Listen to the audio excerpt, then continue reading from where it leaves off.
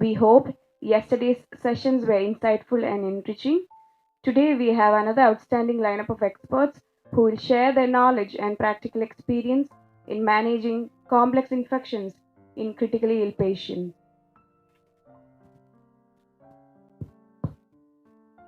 To start the day, we have a session on recent papers in infectious disease and their clinical implications by Dr. Raji Soman. Sir, please.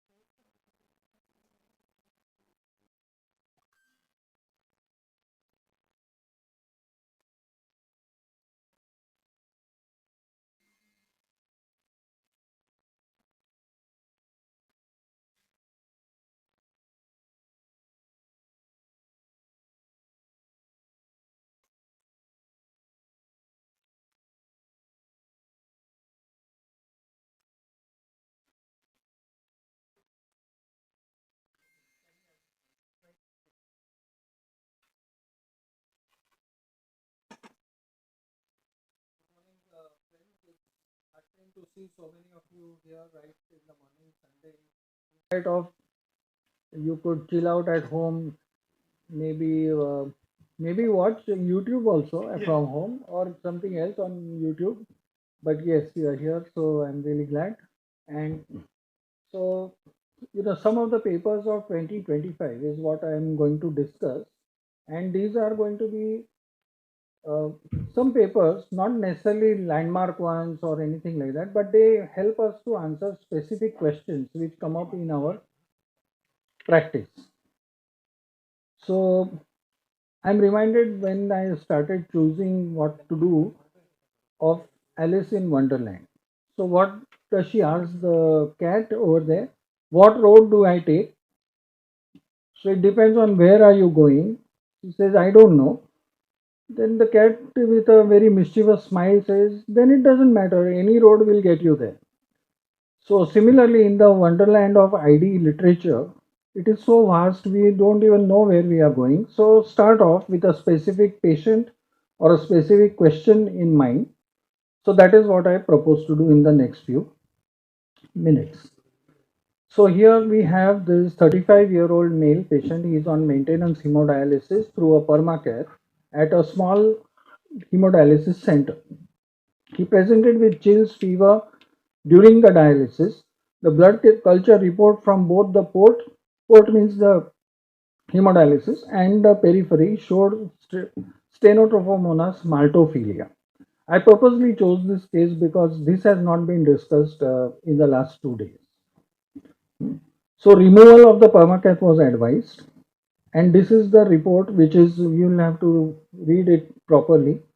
So it is reported as less than 20 for trimethoprim sulfa. Levofloxacin is reported as susceptible. Minocycline is reported as susceptible, and chloramphenicol as well. Okay. So is TMP SMX, now all these years we have been familiar with using Bactrim or TMP SMX for steno infections. Is it really the gold standard? Does levofloxacin, which is also, if you will notice here, is reported as having susceptibility, does it have PKPD concerns? And really what we also need to ask, which is not stated in this report, is what breakpoint was used for reporting the minocycline. All these three are important questions. So now let's look at what is the 2024 guidance from the IDSA. In 25-26, it's still the same. It's not been changed as far as this particular part is concerned. So what do we know? Background knowledge is this can be a colonizer, but it can also be an invader. It is associated with biofilm, has multiple resistance mechanisms. So this is something which is very important about this organism. So there is one L1 type of metallo-beta-lactamase. There's an L2 which are actually type A, means the serine type of beta-lactamases. Additionally, there are aminoglycoside, quinolone, modifying efflux, and so on. So there is also an uncertainty about what might be the optimal testing methods. So Vitek or any other automated method is probably not the optimal method. What you need is a broth microdilution. So no standard of care regimen exists for this for comparison, because even if you now think that okay, I should be using this or that, what will you compare it against? You have no such standardized regimen, and there is also insufficient correlation between the generated MIC and the outcome. So you have so many difficulties of managing and thinking about steno, and therefore in such a situation an expert guidance can help. So these recommendations are again not based on RCTs. If there was an RCT, there's no need for a guidance. You straight away have the answer. When you don't have it, that is the time when you have to have some guidance from experts and so on, and synthesis of whatever is the available data. So these are all observational studies with many shortcomings, and these are all not common to these are common to all the other observational studies. So with all these shortcomings, what do they come out with? So they have two approaches. Approach one is use two of the following in the order of preference.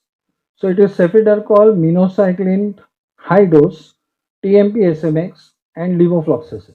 So remember, minocycline breakpoint was reduced from 4 to 1 recently. Okay, so many are now considered resistant to minocycline. Therefore, you need to use a high dose. So cefiderocol, minocycline in high dose, TMP SMX, and levofloxacin in this descending order. Or you can use the second approach, and that is to use ceftazidime-avibactam and aztreonam. So what's its applicability in my practice? Now this often is selected due to prior carbapenems or polymyxins. Remember that this organism will come up when these drugs are being used, and the reasons for that are not far too difficult to understand. None of these drugs would be working for steno. So is it colonization or true infection? Here also we had a blood culture from periphery as well as the port. So it is no question this is a proper invasion. Often it will be a problem when you have it only in the respiratory secretions and so on. So but here it is definitely a true infection. So you need removal of the device. So this is an important thing which was done for the patient.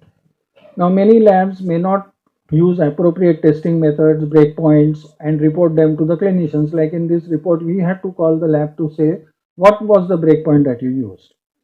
The PKPD target attainment appears difficult in practice. Cefiderocol, remember, was listed as one of the important ones, not available. To my mind, fluoroquinolones, would they be working also? We really need to be careful because it probably doesn't work for anything now, any GNB that I know. Leaving high dose minocycline plus TMP SMX as option 1. And the option 2 is aztreonam, and I might even perhaps think about whether we can give only aztreonam-avibactam. That also might be working. Now let's take the next case. So this is a elderly gentleman. He's frail, diabetic, hypertensive. He has a bipolar hip hemiarthroplasty done in 2013. This is an old case, but we will see what we would do if it were a case in today. So he developed a prosthetic joint infection 3 months later. Both the patient as well as the orthopedic surgeon, for various reasons and naturally also, were reluctant to have an immediate device removal. But will that create a problem? Let's see what that can be. So what can you use for this? So as you can see, it is here, it is susceptible to many BLBLIs as well as to carbapenems and certain other drugs. So can Cefepime-tazobactam or Cefepime-N-metazobactam, if this case was now, be used instead of meropenem or ertapenem?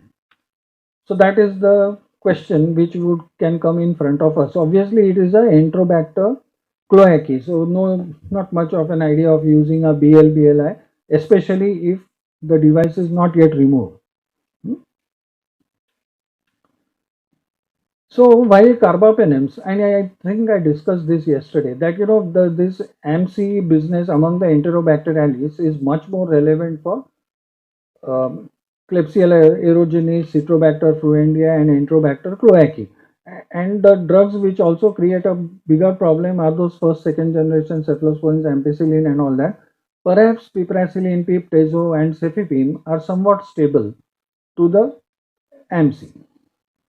So there can be a question, but this carbapenems, while they are used for AMC producing uh, enterobacterialis bloodstream infections, okay, they are used, and cefepime can be recommended at least in the IDSA guidance also as an alternative instead of carbapenems. Their comparative effectiveness rather for deep-seated infections remains uncertain. So this has been recommended for bloodstream infections. So there can be a problem when you are dealing with a deep-seated infection like a prosthetic joint infection. So these infections have certain challenges because of delayed source control, and that exactly was going to happen in this particular patient. Suboptimal pharmacokinetics of cefepime. So when bacteremia is there, there isn't a big problem. But the penetration of cefepime into the site of infection, such a deep-seated osteoarticular infection, can be an issue. This infection also will have a high bacterial burden, and that will produce also an inoculum effect, which will have a propensity to increase the MC production. So in this situation, comparison between cefepime and carbapenem therapy for deep-seated AMC enterobacterialis infection. So this is a particular study which is probably answering our question. So obviously, again, a randomized control trial is unlikely. A retrospective study using this statistical method may perhaps help. So there were 480 patients, of which roughly half received cefepime or carbapenem, and Enterobacter cloacae was there in more than around two-thirds of these patients. So the primary outcome was a composite measure and this, that, many things. And in this, their result was that the odds of failure were related to being in the ICU, means serious infection, and otherwise carbapenem had a lower odds of clinical failure. Okay, so this is I think an important conclusion.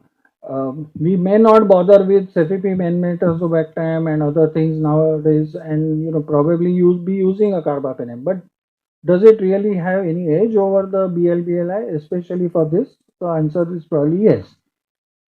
But what is the applicability of using cefepime alone or cefepime enmetazobactam, or for that matter, even cefepime-zidebactam? And I'll touch that subject also. It's not used in the majority of isolates. Majority will have ESBL. So ESBL, destroys the cefepime. So again, it's not, unless you have a BLI along with it, it's not no use.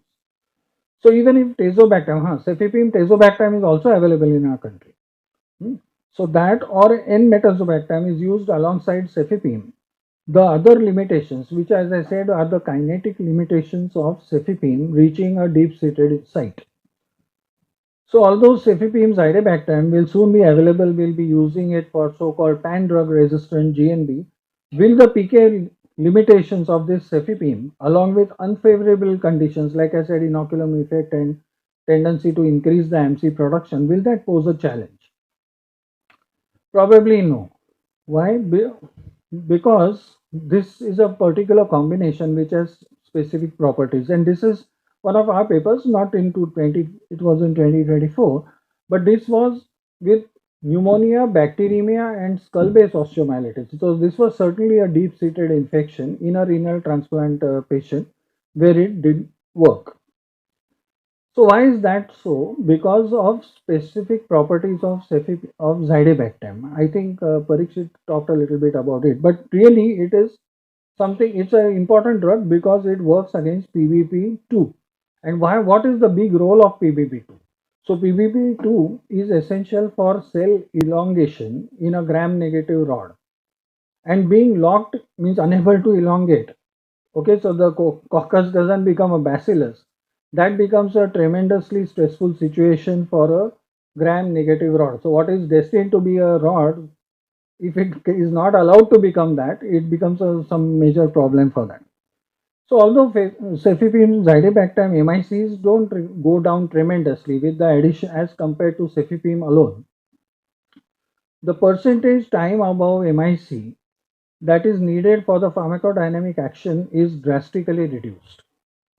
And therefore, this brings us to another PKPD consideration of Cefepime-zidebactam, where it is actually the percentage or free time over 1/64th of the MIC is the relevant PKPD index. So this may appear very strange to you, but there is something important which is happening at sub-MIC exposures of various drugs to bacteria.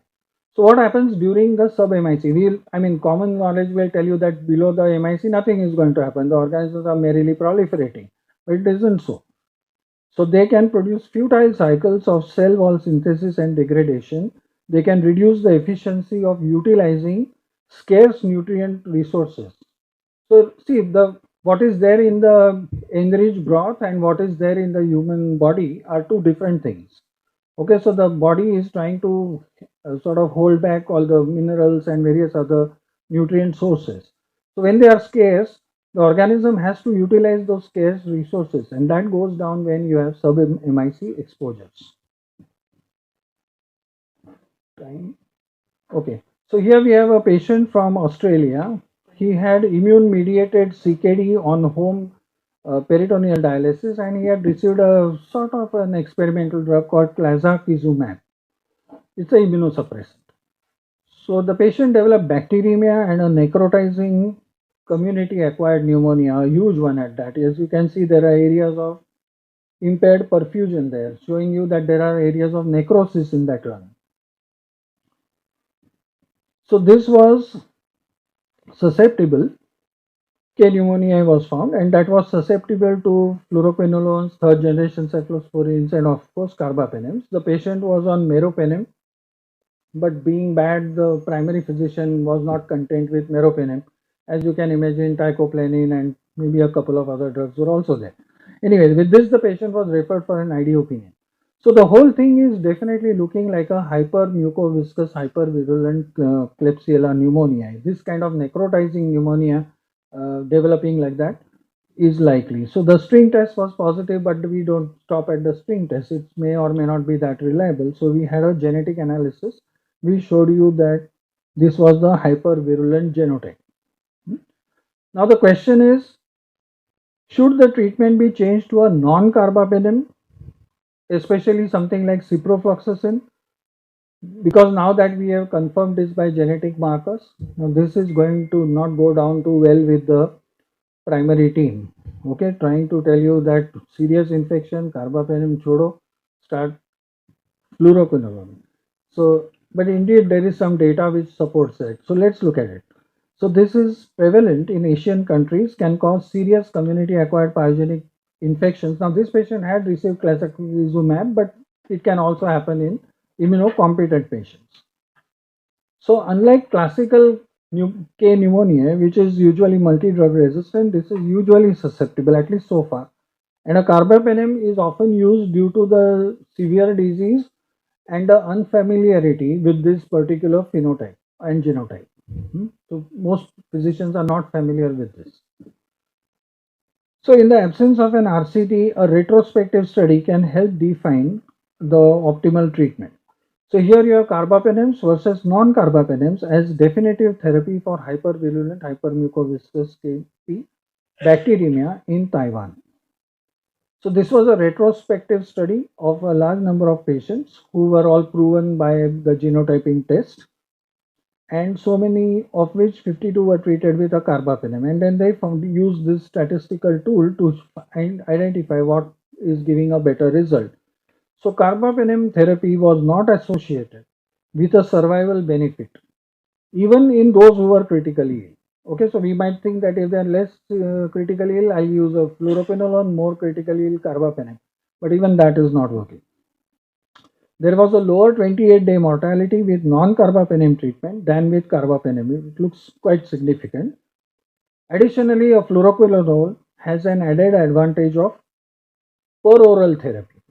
So this came as really blasphemous for those the primary this thing, that where is meropenem, teicoplanin and something else. I am saying now you just give oral ciprofloxacin. So it can come as a they don't know what to do with me rather than anything. So what is the applicability of in my practice? So surgical source control whenever possible. I was actually pushing for a lobectomy in that patient. They did not do, but anyway.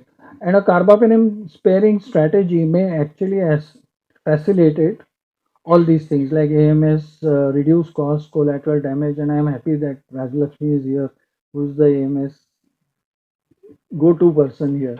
Anyway, fluoroquinolones have shown efficacy even in liver abscesses, and we have used it, believe me, for this hypermucoviscous, hypervirulent phenotype producing liver abscesses. We've seen a good number of such cases. Although there are certain limitations, uh, the study provides an important insight that virulence is not equated with resistance. And yesterday also this topic came up when there was a patient who was seriously ill, and strep pneumo can still make the person seriously ill even though there is no resistance to the drug which we are giving. So these two have sort of evolved in parallel, these two lineages. So one of them has evolved to become hyper virulent, the other to become highly resistant. So far, at least, they are not running together, but maybe there can be a convergence of these evolutionary pathways, and that is going to add to our woes considerably because they will be both virulent as well as resistant. Okay, here you have a patient who's on maintenance hemodialysis through an IJV. He has MSSA bacteremia, and as you can see, this thing is lighting up, and several skeletal metastatic infectious foci are seen. So, MSSA treatment is this age-old debate: anti-staphylococcal penicillin or cefazolin or first-generation cephalosporin. So, cefazolin has a decided advantage here. There is, remember, he's on maintenance hemodialysis. So it has a convenient post HD dose as compared to the huge, almost 6 or 4 hourly dose or something like that of a anti-staphylococcal penicillin such as flucloxacillin or something like that. Here is a patient who is a liver transplant recipient, and he has again a vertebral osteomyelitis due to MSSA with an epidural abscess. So patient will undergo surgery and all that. And cefazolin can avoid the potential hepatotoxicity of cloxacillin. The question is, does cefazolin and the anti-staphylococcal penicillin have equal efficacy? And this has been subject to debate, mainly because of this cefazolin inoculum effect. Okay, so in a large population of organisms, you are likely to see a variant staphylococcal cephalosporinase, which actually compromises the first generation cephalosporin. This is mainly described from South America. I am not actually aware of any study done in India. I'll ask Camilla, maybe there is something that what is the actual prevalence of the CZIE in India. It stands to reason, I am sure it must be there, but in large inoculum infections, maybe that might be an important thing. There is also the treatment of MSSA. There is a very wide variation. For example, between UK, between Europe and United States, in Southeast Asian countries and all that, everywhere there is different utilization of either cefazolin or anti-staphylococcal penicillin or even daptomycin for that matter, and so on. So no one really knows which among these three is the best. So here you have a large study. This is a systematic review of cefazolin versus anti-staphylococcal penicillins for the treatment of MSSA bacteremia. It's a systematic review and a meta-analysis, and it's all coming from a big group called as Staphylococcus aureus Network Adaptive Platform Domain Specific Working Group. So again, in the absence of an RCT, a systematic review and meta-analysis can perhaps help end this debate between the two agents. So a large number of observational studies, large number of patients and all that. And it was found that cefazolin was associated with reduced odds of 30-day all-cause mortality and was non-inferior for efficacy, potentially superior for safety. That is also reasonable to understand. And this effect was consistent against each individual penicillin. So, cloxacillin, flucloxacillin, etc. So it has been considered prudent to use the anti-staph penicillin as the first choice for CRBSI, endocarditis, unknown source or complicated bacteremia, and also for CNS infection, because cefazolin is not going to penetrate very well, and to use cefazolin for uncomplicated bacteremia and for consolidation or maintenance where the CZIE may no longer be very prominent. So sometimes it's jokingly said that I'll use a anti-staph penicillin for my mother and a cefazolin for my mother-in-law. I don't know whether it's politically correct to say all these things, but you could think of it in this way. However, this analysis questions the practice whether cefazolin should be only given to your mother-in-law. So safety may be an important thing in elderly and comorbid patients, especially if prolonged treatment is needed as for these deep-seated infections.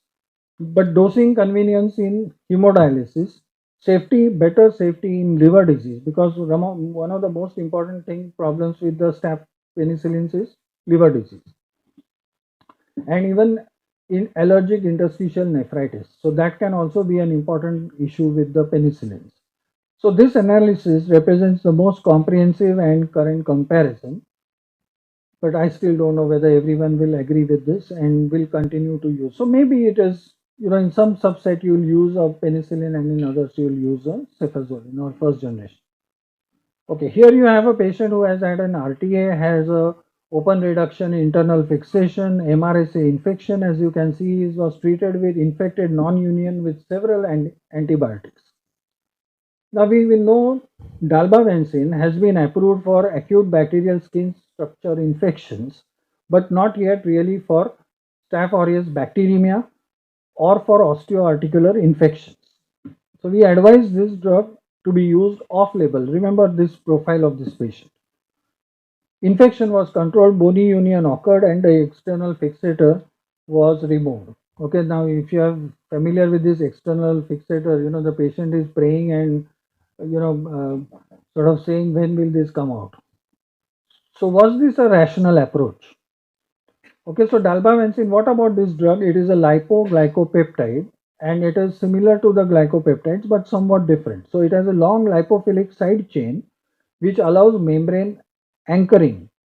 Okay, so it is really rooted in the membrane and therefore it is preventing the synthesis of the membrane. It increases its concentration at the target site, and it can even dimerize to produce more potent inhibition of cell wall synthesis. The actual mechanism is that same DLR side chain synthesis and so on. It also has biofilm activity, and of course it has a very long half-life because of tight binding to albumin. So we know that there might be efficacy for complicated Staph aureus bacteria. Sorry, the question is whether it will work for complicated Staph aureus bacteremia, which is one of the most challenging of the Staphylococcus aureus syndromes. That will actually help us understand its place in therapy. So generally when a new drug comes, this is universal. You try it in UTI, you try it in some community acquired something or the other. You don't use it in the most challenging type of infection. And even this trial, which is called as famous trial called as the DOTS trial. So this was Dalbavancin for treatment of Staph aureus bacteremia. It's a randomized clinical trial. But even in this trial, they didn't probably have the guts to use it upfront. So it was used only after some other agent had cleared the bacteremia and the patient had become all right within 3 to 10 days. And after that, Dalbavancin was used. And then they found that yes, it is working very well. The primary outcome also was a little different way of looking at it. That is the DOOR analysis, which is called as desirability of outcome ranking. So this actually is a composite of many things, including the cure of infection, the adverse effects of drugs, how the patient views the treatment as, is it beneficial, and all these things. These factors are all taken into account. So the trial was not the most rigorous test of the drug. Okay, so you allowed something else to work first, and then it's like that. First, second gears were taken up. Now this is okay for third, fourth gear. So I'll certainly use it as sequential therapy in complicated staph aureus bacteremia after the initial therapy with others. Will probably prefer beta-lactams for MSSA. Remember that it is not useful for CNS, which is an important metastatic site in some cases. There is no dosage change in hemodialysis patients, so that is good or not so good also. Not so good because it's an expensive drug. If you had to reduce the dose, both I and the patient would be happier. It's the high upfront cost, as you know, can be a deterrent for some patients. And there are issues of insurance wanting to pay and not pay when the patient is at home. So do you prescribe 3-4 doses when he is in the hospital itself? And these are other issues. Then other choices. Now this you have to match with other things which you can easily give as an outpatient. And one of them is this oral drug called levonadifloxacin, which is entirely oral, although it is also expensive. Interestingly, the drug levels even at 30 days could still meet the PKPD target, and therefore one may consider monthly Dalbavancin. And in this particular context, it can be an important thing. You have sometimes a PGI, and for some reason or the other, the implant can't be removed. So, what is the alternative for the patient? Chronic suppressive therapy for many years. So, if you have once a month injection, maybe it can work there. Still, careful selection, adherence to dose, and all this is going to be important. And perhaps setting up a TDM or a TDM hub center might be a way to optimize the treatment. Okay, now let's move on to this case. This was a patient. See the arrow. So this patient was referred for ID one day after liver transplant. So he had chronic liver disease, and this was his 4-5 days ago before the transplant. This was his CT, and this was his CT just one day prior to the transplant. Then he was transplanted and then referred to for ID opinion. So the question is this PCP? So look at the host factors. Now remember that advanced liver disease, like yesterday Arunalok told us, it is an important risk factor for Aspergillus. Similarly, advanced liver disease is emerging as a risk factor even in chronic liver disease or advanced liver disease. Now transplantation had been done just one day earlier. So although we may not know this as an established risk factor for PCP, but it is emerging as a strong biological plausibility. In any case, the patient has now become a classical host because now he has already had a transplant. What about the radiology? Go back to that. There are GGOs, they are mainly in the upper lobes actually. So it is somewhat atypical distribution for PCP. We know that they are more parahilar, peripheral and basal sparing and so on. But there wasn't any other explanation for this, such as congestive heart failure, respiratory viral infection, leave alone NIP and such things at all. What about the biomarker? They had done a BDG there, but there were confounding factors, such as such patients do receive blood products and so on before. So that's why it is difficult to say whether there is any importance of that BDG.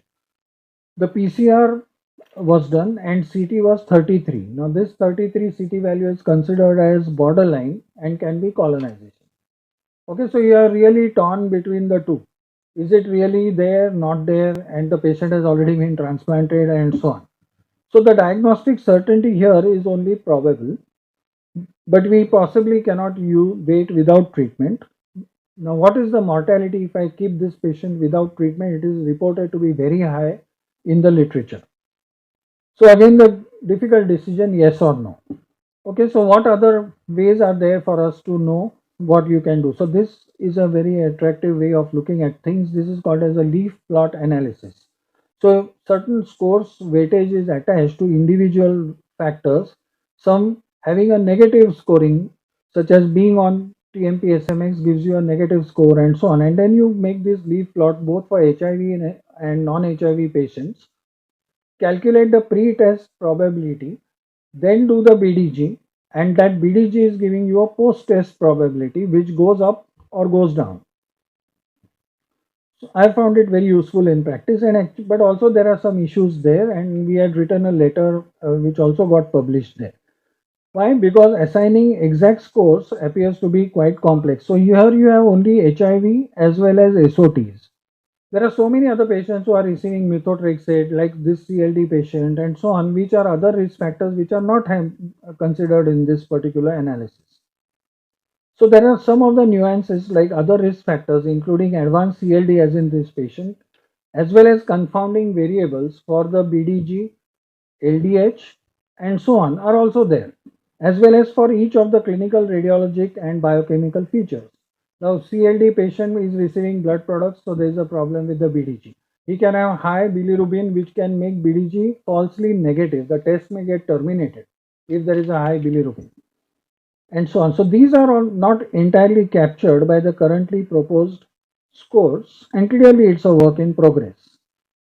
But now remember that cirrhosis is not widely recognized as a risk factor, despite a number of case reports, observational studies, and the biological plausibility because of all these NK cell and various other things that happen.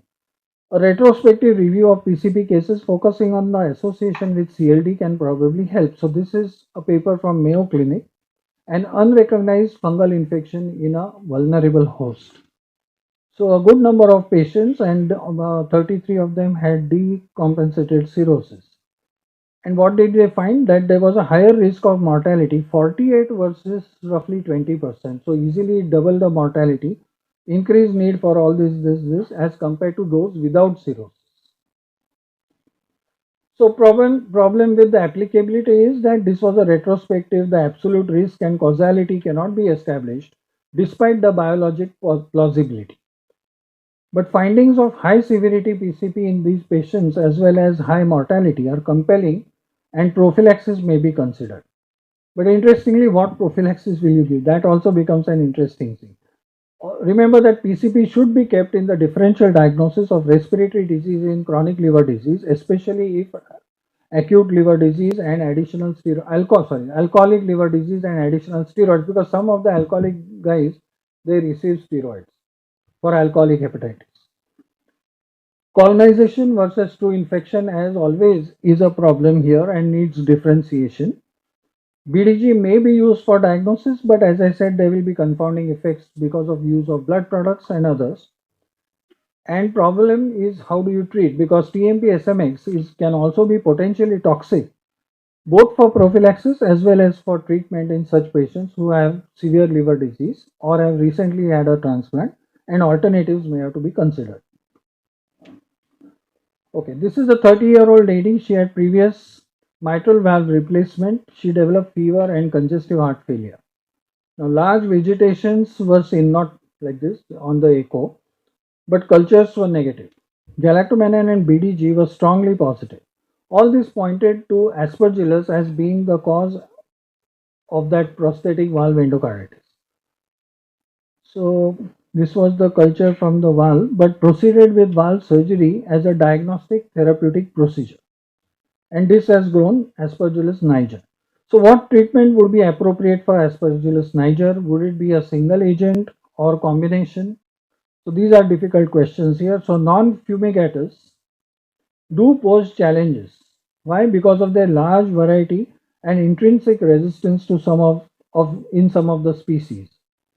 So this complexity needs accurate species ID as well as antifungal susceptibility testing. But despite that, there can be problems. Many of these infections will need source control along perhaps with a combination therapy, and maybe new agents like fosmanogepix and olorofim. I think that's going to be the next talk. They may help in some of these situations. So this is comes from this particular paper, which is antifungal resistance in non-fumigatous Aspergillus species.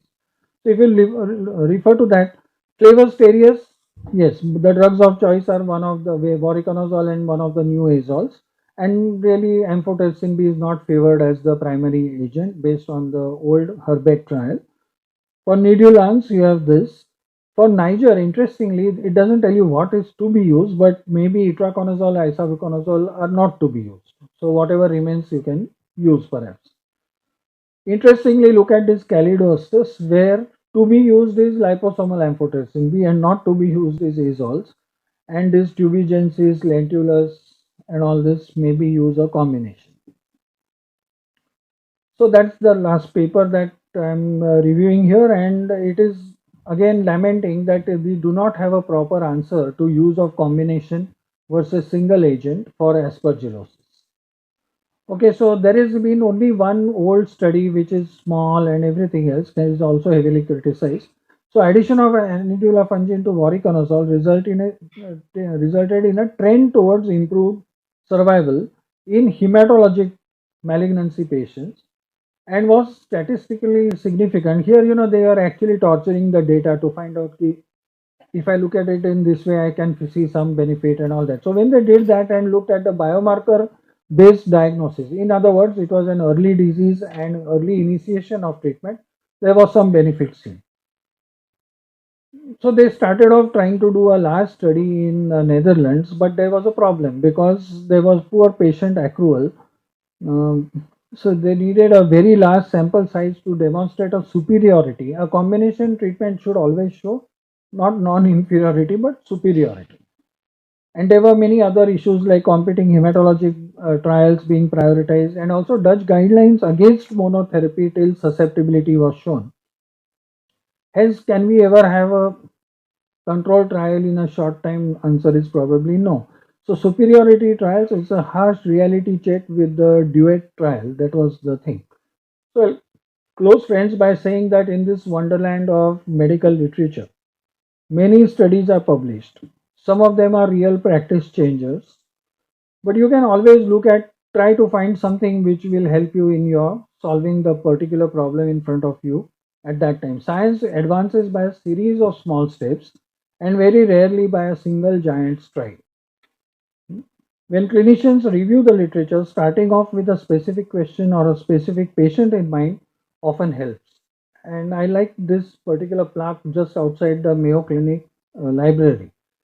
So this is really telling you that, as a from bench to bedside, bedside to bench, and all that. You're not on the bench exactly, but whatever is experimental work, is it in some way related to the problem in front of me? Then again go back and this kind of thing. So enter in to learn and go forth to serve. So whatever you are learning, learn something which will help you in practice immediately. Okay, that's the other way to say this. With this, I'll stop here and thank you.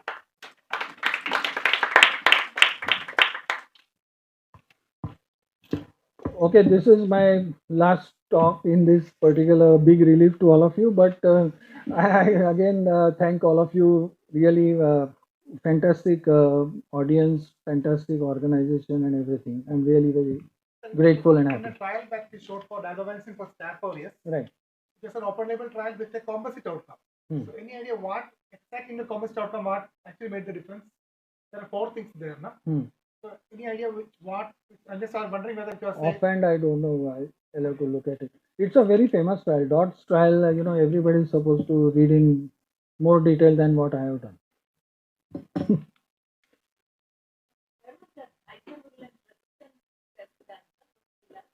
CMC. Genetic analysis. So it doesn't come back in meaningful time. We got a report of 4-5 patients together, but our one chap was there in that. Thanks. any questions? Thank you very much, Dr. Rajiv. Now we move on to the next session on newer antifungal agents in critical care, emerging therapies and resistant trends by Dr. Arnaloge Chakraborty. Over to you, sir.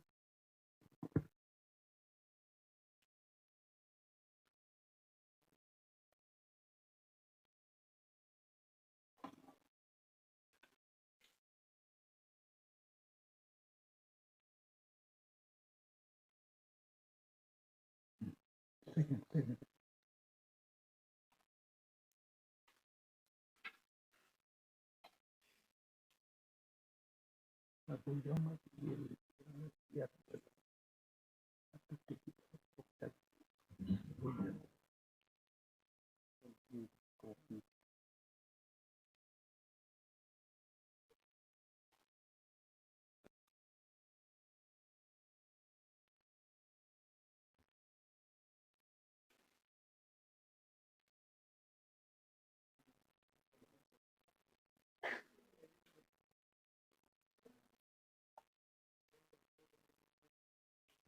Okay, good morning to all of you.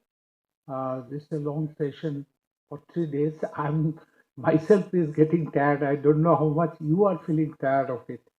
So, in my last presentation, I'm going to discuss the newer antifungal agents in critical care.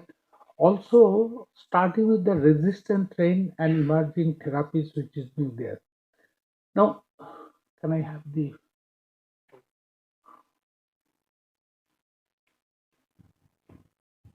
अच्छा, okay.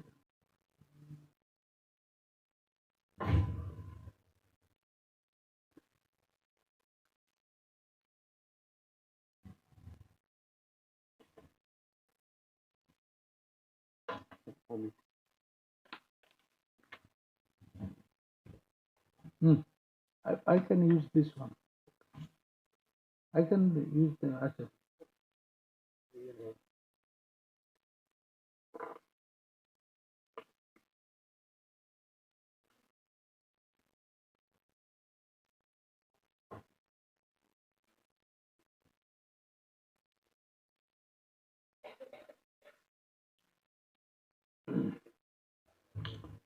Okay, uh, we are eukaryotes, and the fungus is also eukaryotes. So there is little chance of difference to be exploited. In case of bacteria, that's prokaryote, and host is eukaryote. So many sites we can find in case of bacteria where you can use antibacterial. But that's why we have in case of antifungal, all this is working mainly on the surface, especially in ergosterol. And that's why we have got this echinocandin, azoles, pollines, and also fibrocitosin is the only drug which is working at the nucleus level. Now, you imagine if we lose one class, there is a problem. So antifungal resistance might be a big issue in this aspect. And when I was student, that time I was taught that amphotericin B is the gold standard of antifungal therapy because amphotericin B works against everything. But when I now see the first is amphotericin B, you can see so many gaps are there. So none of the antifungals works against all fungi. So we need something to be thought about. Anything yesterday I discussed stewardship as well as in case of antifungal. But luckily, till a decade back, we are not very concerned because not like bacteria, there was no quick resistance development which was there. But this whole thing changed with the emergence of the Candida auris, at the same time azole resistance Aspergillus fumigatus, and now you possibly have heard that there is a big issue in case of the terbinafine resistant, one of the new species of dermatophyte, that is Trichophyton indothini. So this is a problem, and I have already discussed with you, there are certain Candida species which were considered to be very susceptible. They were finding to be developing resistance, like in case of Tropicalis, Parapsilosis. Of course, echinocandin resistance Candida glabrata is a more problem in case of the Europe and in case of the USA. And we are seeing also certainly intrinsic resistance species emerging, and Aspergillus flavus, which is resistant to amphotericin B, which is just now being talked by Dr. Rajiv Suman, that's a big problem. So if we see in case of the WHO, only organization I would say would take cognizance that yes, fungus is becoming important, and on the basis of the antifungal resistance and public health importance, they identified 19 priority pathogens. And in this priority pathogen, we are missing this Aspergillus flavus because possibly we don't have so much of data in case of Aspergillus flavus, so that could help us to include this in this particular priority pathogen. Now, as I have already talked to you earlier also, that there are three types of resistance: intrinsic resistance, acquired resistance, and clinical resistance. Clinical resistance, as I said, that though it may be a susceptible strain, but then it's not necessarily the fungus would be antifungal would be effective because we need host immunity to work because these are all fungistatic drug. It's not a fungicidal drug. That's the big problem. So here usually is the intrinsic resistance which we generally see against fluconazole, echinocandin, amphotericin, and voriconazole. In case of Candida auris, I have already mentioned this aspect in my first presentation that this is a big challenge because we are having the clade 1, and clade 1 you see the resistance is very high.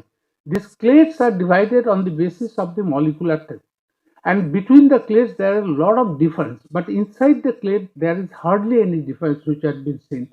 And here we are seeing that is fluconazole resistance is almost 100%. We are seeing that the voriconazole resistance has gone up. Amphotericin B resistance is also nearly 50% which have been there. Now, these are the two studies can give you very good example. One study which we conducted about 10 to 15 years back, and another study which is yet to be published, and this study had been conducted at 15 ICU across this country. And what it had been shown that the difference you are seeing that azole resistance, which was earlier around 12%, had gone up to around 27.8%, means 28 or 30% which have been there. Even echinocandin also there is a resistance which has emerged, which is very disturbing in that sense. I have told you that in case of this Candida tropically, specifically in Asian countries, the resistance is coming up, and they have got a similar lineage which have been found, like in Indian strains have been found to be China strains, similar lineage which have been there. And Candida parapsilosis, you can see that India is one of the important focus where this resistance is coming up against fluconazole. And as I've said, there are rare species coming up like Candida blanchi, and this Candida blanchi has been found to be similar like Candida auris and developing resistance very fast. This particular bug, though it is very difficult to pronounce, this is earlier called Pyrexia anomaly, now it is called Wackehamis anomalous. This particular bug was completely susceptible.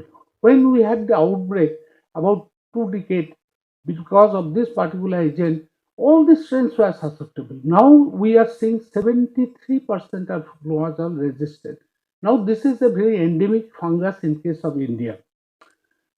You see, this is also a disturbing picture which had shown from the national AMR surveillance data, and that is from the ICMR, where it had shown that in case of Candida albicans and in case of Candida tropicalis, where it had shown that there is anidulafungin resistance is close to 20%, which is very, very disturbing. I am not very sure what is the reason of developing such resistance against anidulafungin. Then if you see here, in case of Candida auris, nearly 84% resistance to voriconazole. We knew that we have got fluconazole resistance completely, but voriconazole resistance is also 84% which are coming up. If we see in Aspergillus, here generally the resistance, especially against itraconazole or voriconazole, this is a big picture in case of the Northern Europe and in case of the UK. These are the where it has shown that it is linked with the fungicide used in the environment, and fungicide contains similar moiety as an azole. So a tulip which have been developed in case of the Netherlands, when it had gone to Ireland as an imported product as a food, and it had been found that it contains this azole resistance Aspergillus fumigatus. So this is very disturbing in that. Luckily, we are still not having so much resistance in case of India, and we are seeing around, if you see all the different studies showing the resistance below 2%, but we should be cautious about it. Aspergillus flavus, it's shown in case of the Vietnam that so much of the high resistance which have been there. And even in case of the India, when we had studied, we found that it had got higher MIC to the amphotericin B, and a systemic analysis of nearly 4,000 isolates, it had shown amphotericin B resistance is around 14.3%. We are also seeing some intrinsic species coming up. You know that it is no more called only Aspergillus fumigatus. There are nearly 33 cryptic species under same Aspergillus fumigatus. One of them, Aspergillus lentulus, it has shown that if you see this Aspergillus lentulus, is resistant to azole, echinocandin, amphotericin B. So what I should give in this particular patient? That's a problem. And if you see that the resistance, this cryptic species is coming around 10%, whether it is in Aspergillus fumigatus or Aspergillus flavus. So this is also a very important factor. And again, an ICMR data wise, if you see, in case of the flavus, amphotericin B resistance is nearly 25%. And in case of fumigators, I was very surprised to see 1/3 of them are resistant to amphotericin. Now, this trichophyton indotini, which I am seeing, that if you see that nearly 71% resistance to tabinafine. Luckily, in South India, we don't have so much resistance. But if you see North, East, and West India, there is a very high resistance which have been shown in case of trichophyton indotini. So, with this background of resistance, now let's look into new antifungal. First thing is that what is the limitation of the present antifungal? I said that the majority of this antifungal are low spectrum activity. They have poor penetration across the blood-brain. Mostly they cannot blood-brain barrier. Toxicity is an important issue.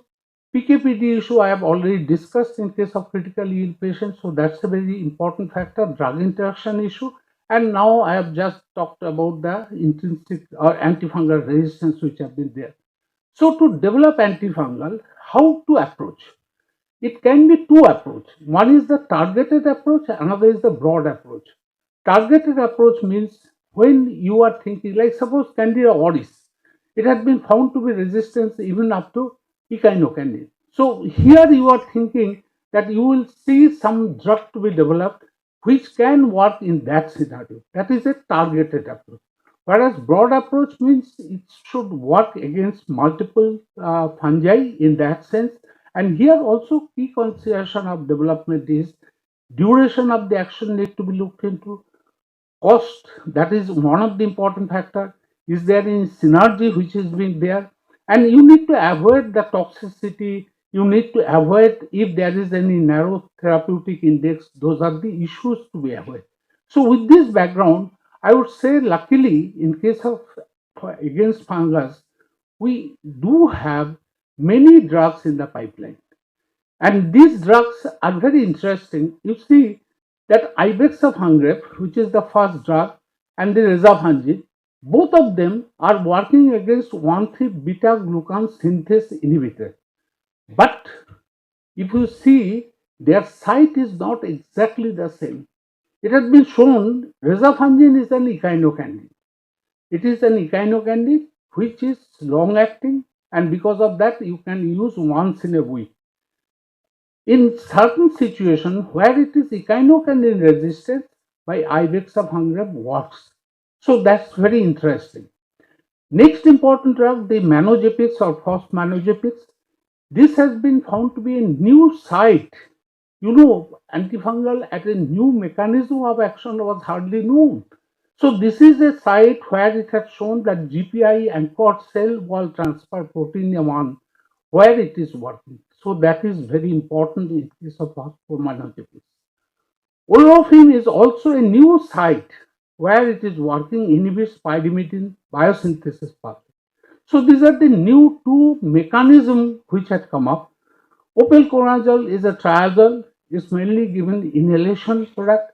This is working same site as in case of other azole.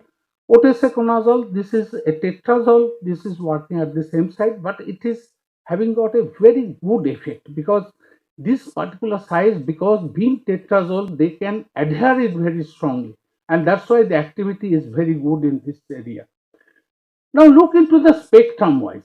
Spectrum wise, if you see phosphomanogepics as the best spectrum, you see it is working against Aspergillus, all these species which have been there. In case of this, some of the mucor agent, that is one of the important issues. You know, mucor, we have got the very little number of drugs, antifungal, which is being used. So if this particular compound can come in the market, this is very soon will come in the market. This will be one of the antimucorals. That is very important. It is also working in some of the rare species against which is there. It is working against Candida as well, and especially Candida auris, which is very important. But peculiarly, it is not working against Candida krusei. What is the reason? Not very clear. Ibex-F-100, again, it is working very well, like in case of echinocandin, which works against Aspergillus as well as Candida. But here, what we are seeing in Ibex-F-100, additionally, it is working against black fungus. That is one of the very important issue which has been there. Olorofin is a very important drug now because it's a very good effect against mycelial fungi, especially in case of the Aspergillus, Fusarium, where there is no drug available. So I'm saying you this is one of the real challenge which has been overcome, which can be overcome by giving this olorofin. But olorofin, even Lemanthospora prolificans, one of the, I said Scedosporium, Fusarium, Lemanthospora are the most difficult agent to be taken care because they are resistant to everything, amphotericin and all these things. But here these are the compounds which have been found to be effective. Somehow olorofin does not work against yeast, against Candida that is being there. Opelconazole mainly it is used as an inhalation compound. Rezafangin is an echinocandin. It is same compound which is being seen earlier. It is working in the same way in case of rezafangin. Now, another interesting thing is that you see most of these drugs have got the oral preparation. You know, if you don't have, like suppose Pauline, like suppose echinocandin, you need to give it intravenously, and because of this, you need to keep the patient in the hospital, or you have to bring the patient daily for this treatment. So that's a big problem. But now most of these drugs which is coming up have got the oral preparation. That's very important, except rezafangin, which is one of the echinocandin. Rest all other having. Other than this, you can go through the PKPD data, but most important thing is that they have protein binding issue, but bioavailability of most of these antifungals are very good. That's very important. Now, tissue penetration. I give a lot of importance to a drug which can enter the CNS because you see, we don't have any drug which is entering to the CNS. Only we have got fluconazole, then in case of voriconazole, and then isavuconazole. None of the others are able to penetrate. But now, fosmanogepix, N-cochleated amphotericin B is one of the compound coming up that is being found to be can be given orally. This is the first time one of the amphotericin B which is given orally absorbed well. N-cochleated amphotericin B. Even olorofin can also penetrate. So this is very important. Rest of the penetration I am not so bothered. I want good drug to penetrate the CNS. Next thing is that this particular slide shows most of them are still in the clinical trial. They either in the phase 2 or phase 3 clinical trial. So I'm not going into those details. What is the trial data and all those things? You can go through this literature, but these are the all coming up. But two drugs already in the market. One is the Ibex-100, another is the rezafangin. These are the two already available in Western market, but I am not very sure how long it would take to come India to reach this particular compound. You can see this particular case. This is a 53-year-old man, poorly controlled diabetes, multivessel coronary artery disease, underwent coronary artery bypass. Following the bypass, the patient had the sternum got the osteomyelitis, and this is because of Candida glabrata. And here the patient had continuously persistent pain, recurrent discharge, which have been there, and it had been found that this Candida glabrata was resistant to fluconazole, caspofungin, and intermediately susceptible to anidulafungin and micafungin. But it was very good susceptible to Ibex-100. In this case, somehow we could import Ibex-100 given, and really it has got a very good outcome which have been there. So this shows that we have some hope in this scenario. In case of Jacob, he was very much interested in intra-abdominal infection. And you see, this is not the data in human yet. This is the animal data, which shows that in case of the mouse model, intra-abdominal concentration goes very high in the Ibexa fungus. That would be very good drug in case of intra-abdominal candidiasis, where we don't have any drug which have been there. If you look into the rizatriptan, that is, we have seen that rizatriptan is once in a week you can give, but there is another very good study had been done which showed that in case of biofilm, like implant associated infection, deep-seated infection, in case of recurrent superficial infection, where it had shown that this particular compound is giving good effect. Median duration had been to be more than 3 months to be given in this. Adverse event is well tolerated in long-term therapy, no serious adverse event. So these are the all positive things in case of rizatriptan. Now, Dr. Rajiv Suman would be very happy to know this is the study of the combination in case of Candida auris which had shown, and in case of this combination, it had shown these two studies, especially these two studies. One 17 patient and a 79 patient. In both these studies, the combination therapy had shown that outcome is better than the monotherapy which have been there. But I am more interested here, that is the Ibexa fungi phosphomonogypics. These are all being found to be effective in case of this echinocandin resistant Candida auris. So that would be very much important in future, I feel so. So now this is a summary slide. If you see, take one by one. First, in yeast, invasive candidiasis caused by azole resistant Candida species. Here you see the future option is that rizatriptan, Ibexa fungi and phosphomanogypics. Because at present moment we have got only echinocandin and liposomal amphotericin B. Then invasive candidiasis caused by echinocandin resistant Candida species. Here if you see, now we have option of Ibexa fungi and phosphomonogypics. Then early discharge, if you have to make the patient quickly discharged, because by giving oral therapy, and future option would be giving Ibexa fungi oral drug. Rizatriptan can be given like once in a week. It is okay that you need not have to call the patient daily. It is once in a week, or phosphomonogypics which has been there. Then complicated candidiasis requiring prolonged and simplified intravenous therapy. Here it is rizatriptan, Ibexa fungi and phosphomonogypics are very useful. If we come to the mold invasive Aspergillus is caused by azole resistance Aspergillus. There now we have got olorofin. It's very good compound, because this is for the European people are really feeling disturbed, because their resistance even up to 60%, which have been shown for the Radboud University by Paul Verwich. And that's very disturbing, because they have got a lot of their immunosuppressed patient in the ICU, which is being treated, and they acquired this azole resistance Aspergillus fumigatus. So olorofin and phosphomonogypics is very useful. Mucormycosis, I said that possibly phosphomonogypics would be useful in future. Disseminated fusariosis, I would say this is one of the area where olorofin has been found to be very useful. And besides that, phosphomonogypics. Similarly, in Lemmontospora prolificans, this is one of the bug which is difficult to treat, where olorofin and phosphomonogypics is useful. If we have got the drug interaction or hepatotoxicity, where you can use Ibexa or rizatriptan phosphomonogypics. And in case of nephrotoxicity, you can use the phosphomonogypics or olorofin.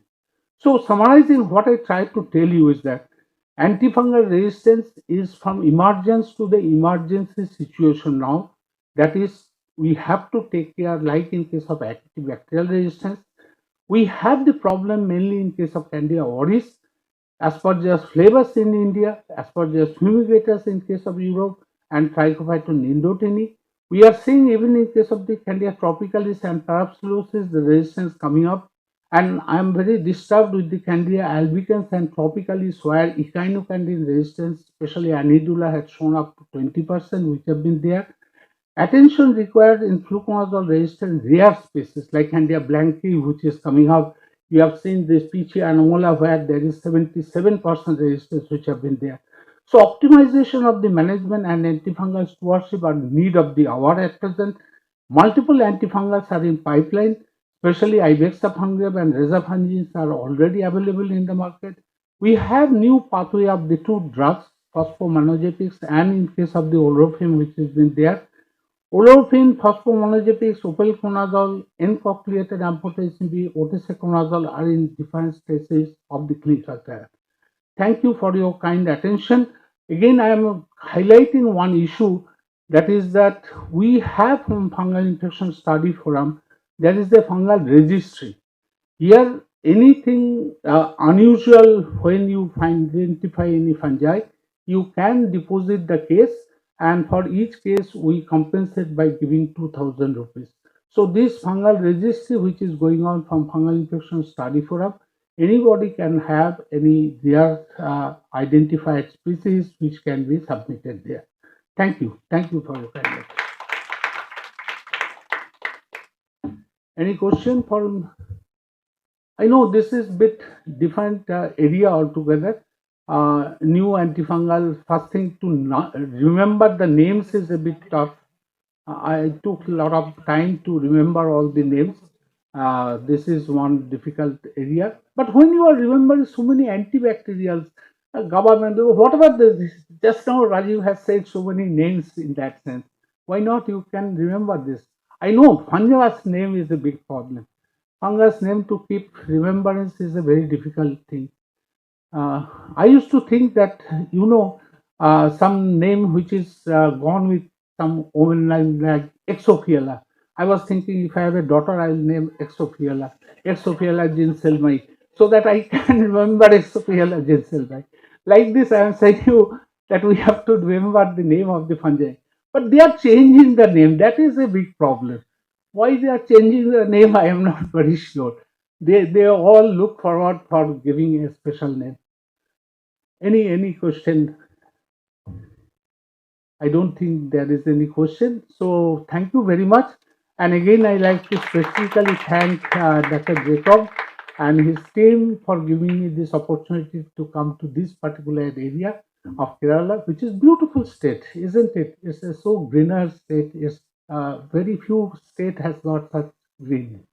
I love to come here. Thank you all your participants. Of course, the delegates are good. We sincerely thank you, sir, for your excellent presentation. Next, we have a session on newer antibiotics in the pipeline, positioning novel agents in the era of antimicrobial resistance by Dr. Krishnakumar S. Dr. Krishnakumar is an assistant professor with over 60 years of experience in the field of infectious diseases. He is recognized as one of the state's earliest DM infection diseases candidates with special interest in antimicrobial stewardship and hospital infection control. Sir, please. Good morning, everyone.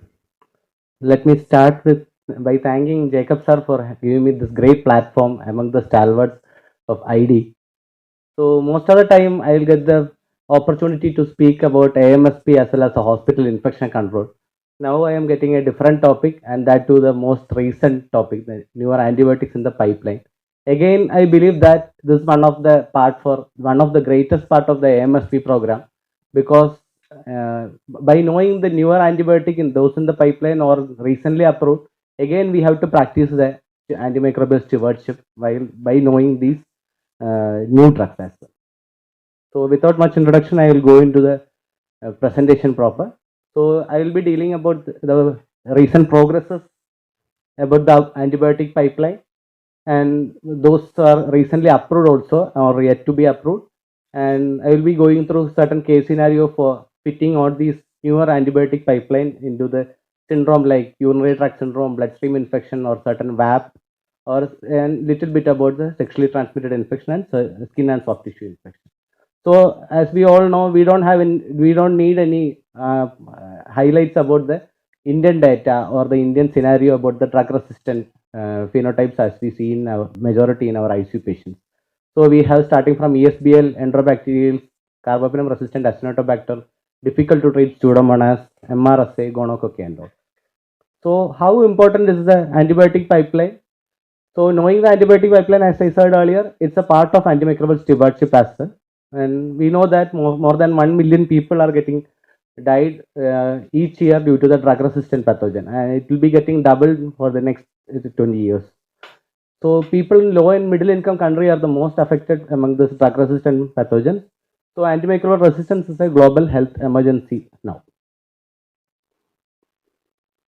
So looking into the previous antibiotic development stages, we know that we can understand that from the 1940 to 1980 was the honeymoon period for the antibiotic development, starting from the first discovery from 1928 for the penicillin. Starting from 1940 to 80 was the honeymoon period for the antibiotic development, because the new classes were getting developed during this time. And from 1990 onwards till now, it's a discovery void, because here they are focusing more about the classes of antibiotics, starting from the penicillin, beta-lactam, then quinolones, tetracyclines, chloramphenicol, all these novel classes they are aiming. So for the last three or more decades, we are not getting adequate new class of antibiotics. So what is the importance of developing new class antibiotics? Because the existing class of antibiotics can have cross resistance, even with the newer drugs in the same class, like among the cephalosporin, the newer class can develop cross resistance due to the enzyme activity or the non-enzymatic method. So we need more and more new class. That's the importance of and knowing about the antibiotic pipeline. And from the 1990s, for the last 2-3 decades, we are in lack of new class of antibiotics. And for the to understand about the pipeline antibiotics or the development inside the pipeline, we should know the stages of antibiotic development. So before going into the clinical trial, there should be some basic clinical research inside the lab, and preclinical development among the animals as well. And clinical development, we know that there are 4 stages actually. Then and after that, they should have the market approval and commercialization. So all these have its own limitations, starting from the basic research, as we know that there are discovery void periods. So we have to identify the target molecule first, then we have to apply it in the preclinical model, and among the clinical model, it has to fit into the criteria for penetration into that bacteria and the drug penetration to the specified organ.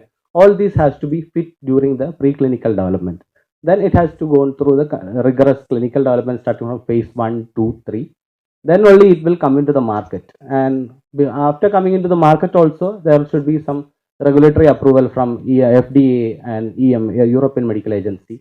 And it has its own hurdles while going through these stages. So altogether, it will take around 10 to 15 years or maybe more than that for the development of a new class of antibiotic. So this is a diagram showing different stages of development of each antibiotic. It is pretty earlier study. I took it from the earlier study.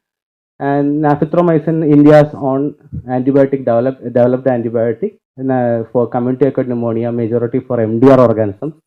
And now it has recently come into the market. And Cefepime-zidebactam is also coming into the market and recently got FDA approval. And Cefepime-tazobactam almost in the phase 3. And another single dose carbapenem, zidebactam, ertapenem, it's also in the initial phase. So our antibiotic pipeline, as like antifungal pipeline, it's almost shrinking. From 2021 to 26, the antibiotic pipeline is almost shrinking from 90 to 60. That is 35% decline is happening into the antimicrobial pipeline.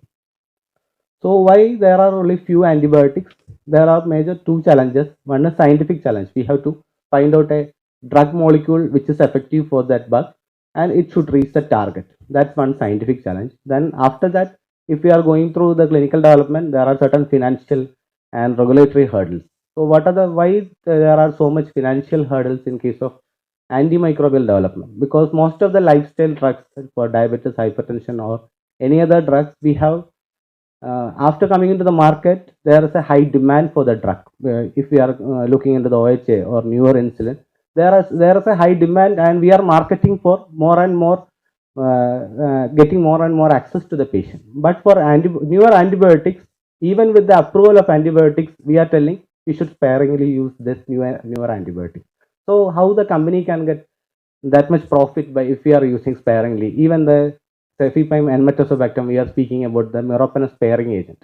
It has got a high cost, and we are not at all using the newer antibiotics. We are also scared of the drug resistance even for the newest drug. So the company is not getting that much profit with the newer antibiotics. No other industry doesn't have that issue of existence after coming to the market. So WHO analysis, it's taken from the 2025. Only in 2025, only a total of 90 drugs were there in the pipeline, and of these only 15 qualify for as innovative, and among this only 5 has got value in the gram-negative infection. So again, we can classify as traditional and non-traditional.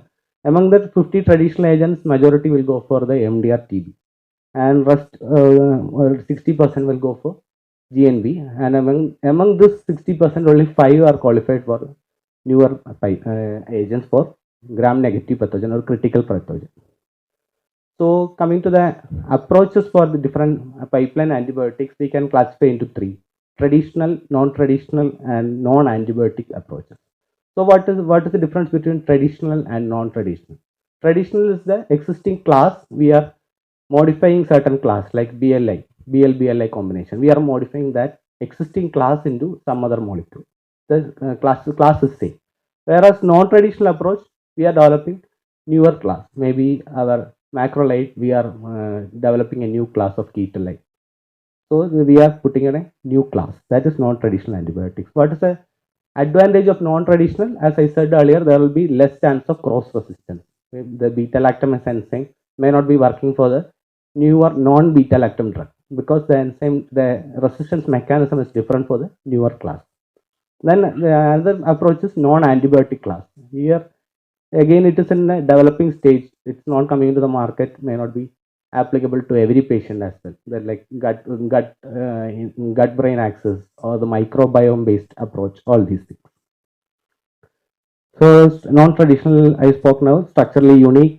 It's not a derivation from the pre-existing class, and it's usually resistant to the existing resistant mechanisms. So from 2020, only few drugs are coming to the market from the new novel agents like linezolid, daptomycin, ribavancin, fidaxomicin, bedaquiline. All these we can know that these are the newer agents, newer class of drugs, and you can know that from these classes, none of them is targeting gram-negative organism, mostly the TB as well as the gram-positive. So WHO has put forward the critical priority pathogen list as critical, medium priority, and high priority. And among the critical priority pathogen, most of the bugs we have seen in our ICU, like carbapenem-resistant Stenotrophomonas, Pseudomonas, and ESBL as well as the carbapenem-resistant Enterobacteriaceae. So our antibiotic pipeline we will be focusing about the critical priority pathogen and a little bit of medium and high priority like gonococcus. So going through the recently authorized traditional agents, you know that as we discussed in the initial session, Cefepime and Metazobactam, Cefepime-zidebactam, Nafithromycin, Sulopenem. These are the already approved agents or recently came out of the pipeline. So this is the list I took from the WHO 2025, and most of the drugs which is showing in the clinical stages, it has already come out of the market like Cefepime-zidebactam. And these are the drugs which we are going to focus today: Cefepime-nacobactam, Astrianum-nacobactam, some other drugs which is not there in the list. And there are certain priority pathogens for the medium and high priority, like Clostridium difficile and H. pylori. And most of the drugs are in the early clinical phase, not in the phase 3. So we will dig into the case scenario for each drug. So this is a typical case of an elderly female coming with acute complicated UTI as pyelonephritis, and the urine culture has grown ESBL producing E. coli, and it is sensitive to only carbapenem. So what is our line of management? We have to start on one of the carbapenem. So which will be our choice? Meropenem. But the patient is not able to stay hospital. We are also not in favor of the patient is going to stay in hospital for next 5 to 7 days for just for the sake of IV antibiotics, and the patient is not we are not getting the IV line access. So what should be our approach? Is there an effective oral approach for this patient? It's sensitive only to carbapenem. Most of the community recent community acquired strains as well as the hospital acquired, we know that it is sensitive alone to meropenem or maybe meropenem resistant. So is there any option, oral option?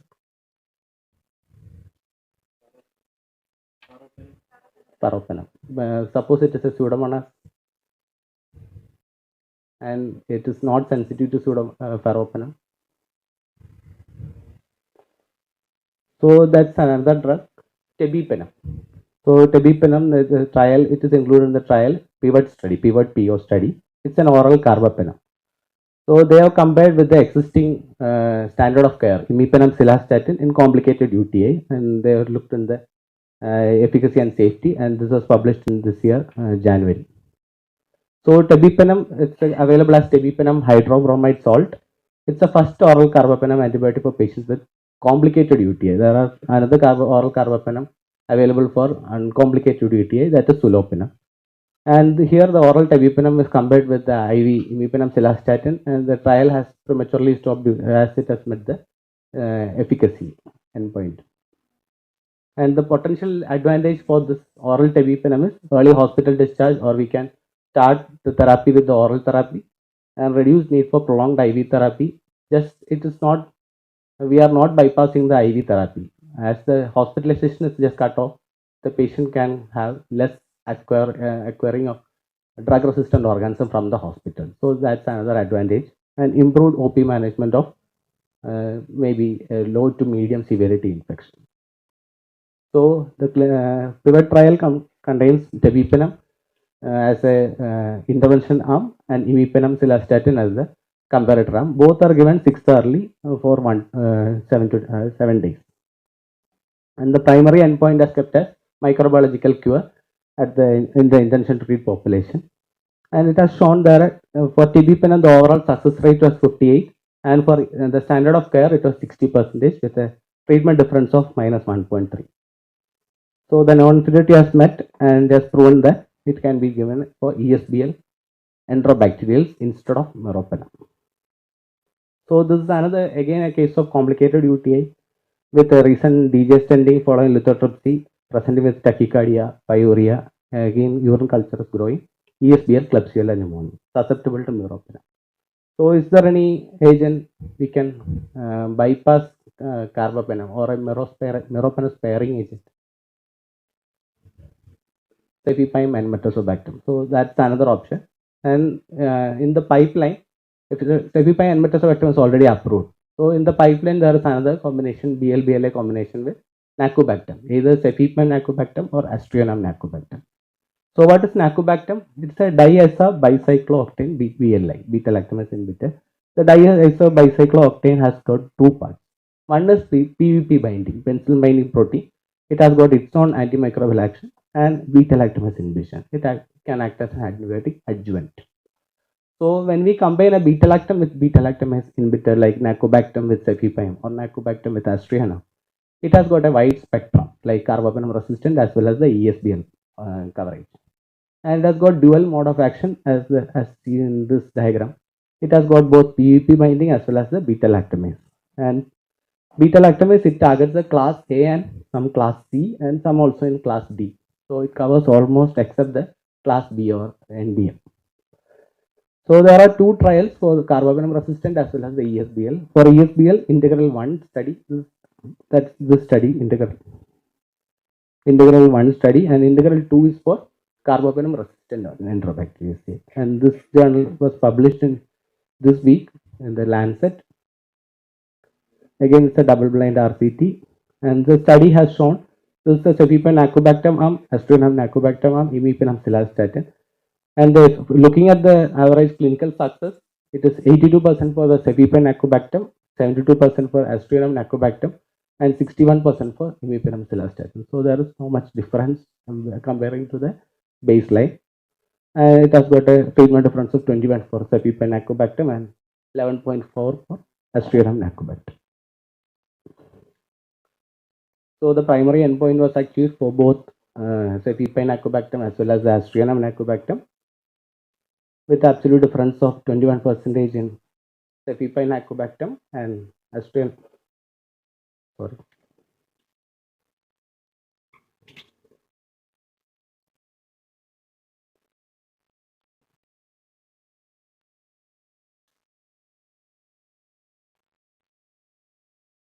For Cefepime-zidebactam, the treatment difference was 11.4. And superiority has met for the Cefepime-zidebactam. For Cefepime-zidebactam, the superiority has not proven because of the underpowered sample size. Then, as you said earlier, another meropenem sparing agent or carbapenem sparing agent is Cefepime-enmetazobactam. It has already come out of the market, and based on the trial that is published in JAMA in 2022, and it has got a superiority over the piperacillin-tazobactam, which was the standard of care they use for acute pyelonephritis. So another drug is Cefepime-tazobactam. That's also the phase 3 study has completed. It's again a carbapenem sparing agent. I'm not going into detail about the tazobactam. So digging into the next case, case 3, it's a young male presenting with symptoms of dysuria, yellowish urethral discharge, recent iris behavior, no signs of complicated gonorrhea. So the NAT is also prevent gonococcus. So what is your approach for treatment? It's uncomplicated gonorrhea. What should be our treatment? Is there any need for a newer agent in case of gonorrhea, management of uncomplicated gonorrhea? Maybe the critical care physicians may not be well versed with the gonococcal management. So in the ID setup or post-COVID scenario, we have emerging sexually transmitted infection, and most of the recent sexually transmitted infection covering with the gonococci, there are more and more drug resistance. And why they are developing more drug resistance? They are not compliant with the drug. So we need a single oral agent rather than the IV or IM plus oral agent. So the standard of care is ceftriaxone with azithromycin. So we have to compare with another drug, that is soliflodacin. Again, this was published in this year January, phase 3 non-inferiority clinical trial. And more than 82 million cases are estimated annually, and it has got that much morbidity with gonococcus. And soliflodacin is another novel class. It's a bacterial topoisomerase type 2 topoisomerase inhibitor, apart from the normal quinolone category. And it is given as a single dose therapy as 3 gram for uncomplicated gonococcal infection. And it is compared with the standard of care azithromycin and single dose ceftriaxone IM. And they have evaluated the microbiological cure rate, and soliflodacin has shown a 90% success rate with the comparator regimen showing 96%, and it has met the non-inferiority. I am not going into detail of the study. So it has shown the oral soliflodacin non-inferior to the existing ceftriaxone with azithromycin with an overall safety profile. And the common adverse effects with soliflodacin is headache, neutropenia, and leukopenia. So it has shown a promising effect for oral therapy for uncomplicated gonorrhea, addressing the challenges related to injectable drug. And it is recently approved, FDA approved, with a single dose 3 gram oral therapy. So coming to the case 4, again it is a otherwise healthy female presenting with symptoms of lower UTI, and it is confined to the bladder. So it is not complicated, it's just an uncomplicated cystite. So what is your option? Uncomplicated cystite, very familiar situation. Do we have to do culture in the situation? Because previous 2 cases I have discussed about the culture report. Because I am taking this as an opportunity for, as I said earlier, it's an opportunity for AMSP as well. So what will be a choice?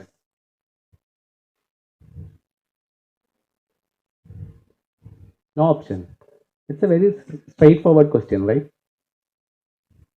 Most of the time our first line option will be nitrofurantoin rather than going to the quinolones. So do we have any other drugs other than nitrofurantoin? There is an existing drug which is somewhat sensitive to most of the E. coli and Klebsiella or uropathogen. So fosfomycin. So do we require any drug in the pipeline as there is an effective drug? Yes, because there are certain exclusion criteria for nitrofurantoin as like later part of pregnancy. Then those who develop adverse events following nitrofurantoin like pulmonary toxicity or neurotoxicity. So we need a alternative, that is gepotidacin, recently uploaded December 2025. So there's a trial published with comparing oral gepotidacin versus nitrofurantoin in patients with uncomplicated. Last two trials, nacobactam and zidebactam, we all compared with for the which population complicated UTI. Here we are comparing in the non-complicated or uncomplicated UTI. Here there are Eagle 2 and Eagle 3. So where is Eagle 1? Eagle 1 they did for gonococcal infection. So it can be used for gonococcal as well. So Eagle 2 and Eagle 3, they have two different populations for Eagle 2 and Eagle 3, and the timeline was also different. And they compared with the standard of care or nitrofurantoin for 5 days therapy. And they have evaluated at test of cure was done at day 10 to 13. And they check the urine culture report for and as well as the clinical success. So Eagle 2 has shown a 4.3 treatment difference with 50 versus 47 for Eagle 2, that is another population set, and Eagle 3 has shown a superiority with 14.6% treatment difference.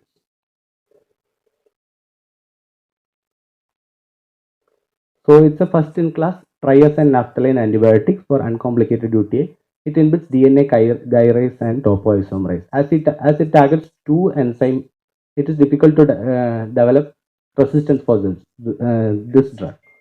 That's called as high genetic barrier in case of another genotyping mechanisms. So it has got two. It should develop two different resistance for developing complete resistance to that drug.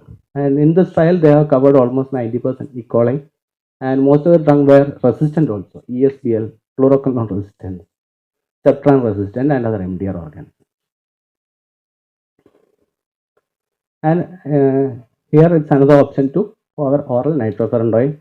Most common adverse event was diarrhea, which is seen in 14% population. And as like any other fluoroquinolone, it has got a side effect of long QT prolongation.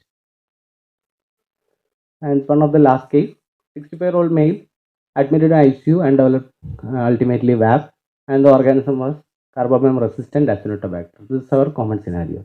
So what are our options?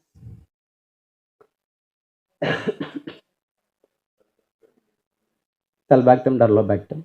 Are we giving sulbactam, Dalbavancin? No. Anything else? Polymyxin based combination therapy or any sulbactam based combination therapy. So again, with these agents, we are not getting adequate response. Maybe because of the pharmacokinetic, pharmacodynamic distribution, it's not acting, and the target site it's not activating the target site. So there are certain issues with these organisms. So these are the existing class of antibiotics and existing group of antibiotics, starting with sulbactam, dalbavancin, either polymyxin or sulbactam based therapy, along with a combination of carbapenem or phosphomycin, minocycline, and all. So is there any newer drug? Yes. And still in the basic pipeline, not in the market or in the phase 3. One is lipopolysaccharide system transport inhibitor, sosoralpin. Then another is rifamycin, IV rifamycin. So what is sosoralpin? What is the importance? It's again another novel class. It's not belonging to the beta-lactam or dalbavancin or any carbapenem. It's first in class in this macrocyclic peptide. It's pathogen specific. It doesn't have any other spectrum other than the Acinetobacter. And phase 1 trial only has complete. It has shown a safety and good tolerability. It has got high penetration into the epithelial lining fluid, making it more useful in ventilator associated pneumonia, as well as it has got higher good PKPD parameter, including the predictable linear exposure. So this is the bacterial cell membrane showing the outer membrane, inner membrane, periplasmic space, and it has got a channel starting from the A, B, C, D components.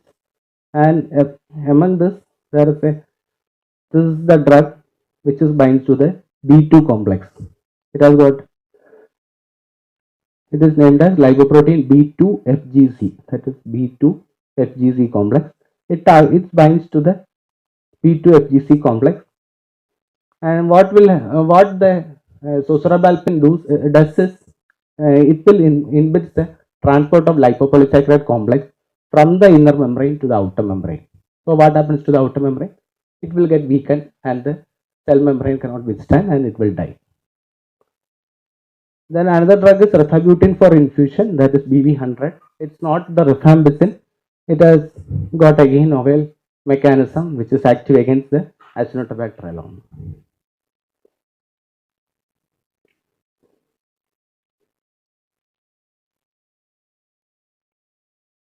Again, it has entered into the phase 3 trial, and phase 2 has shown 50% reduction in mortality compared with the best available therapy. And it has entered into the phase 3 trial, that is RIV target. RIV target, again, they are compared with the standard of care, imipenem cilastatin or the polymyxin. This is the diagram showing the mechanism. The membrane has got, as we saw earlier, it has got a outer membrane and inner membrane. And the outer membrane, they have got separate channel called PUE. And through this PUE, the rifabutin will pass through, whereas the rifampicin cannot pass through. So what happens if it reaches the nucleus? It will inhibit the RNA polymerase and it inhibits the protein elongation, thereby causing the bacteriostatic effect. That's the mechanism for rifabutin. So it has got a potent RNA polymerase inhibition. So this is the intervention I'm giving, the BV100 or the IV rifabutin used over 2 hours every 12th hourly along with the polymyxin and meropenem. Whereas the comparator we are giving our combination sulbactam, colistin and meropenem. So the advantages are improved survival outcome from the phase 2 trial, better lung penetration and active against the multi-drug resistant organism including the sulbactam, and possibility of lower toxicity as we are using the reduced dose of polymyxin of 5 lakh BD. So this was already covered Cefepime-zidebactam.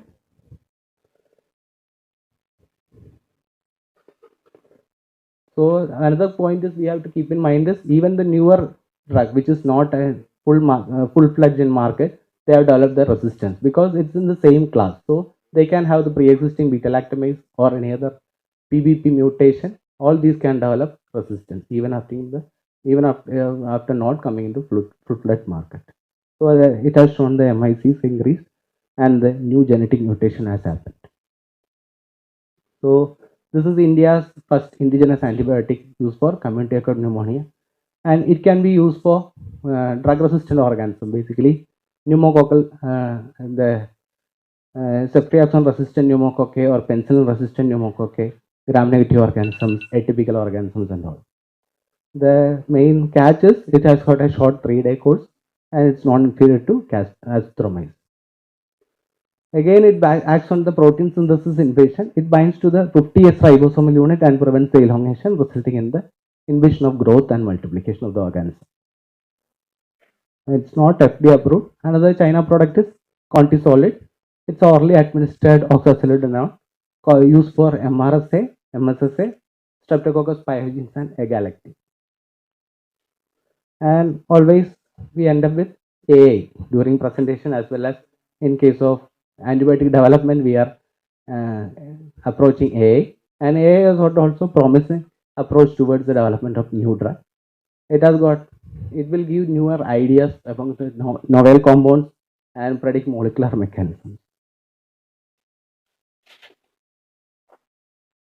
And this is the model showing the prediction model as well as the training model, and ultimately a new product will come and we test against the E. coli, Acinetobacter and Staph aureus, and one thing will be applicable to one drug. So to conclude, we have discussed about the oral carbapenem, tibipenem for CR organisms, Nacobactam cefepime or Nacobactam hastriana, Zosorbalpin and IV rifabutin for crab, and the existing or the newly approved drugs like Enmetazobactam, Zidebactam, Soliflodacin, Ceftazidime, Naphthromycin and Contisolid. So the ultimate take home, the pipeline is very thin and it's not growing as such as like our resistance is growing. So we have to invest more into pipeline. So few drugs are there and only few oral options and few pediatric options. So always stewardship, infection control are the key for newer antibiotic resistance. Thank you.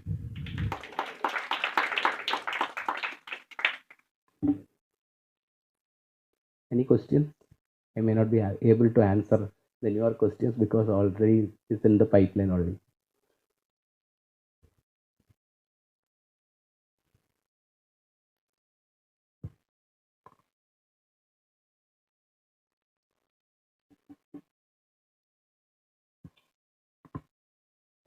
Thank you very much, sir. Up next, we have a session on antimicrobial stewardship, designing and sustaining high-impact ICU programs by Dr. Rajalakshmi A. Dr. Rajalakshmi is a senior consultant in infectious diseases at KIMS Health with over 21 years of clinical experience. Over to you, ma'am.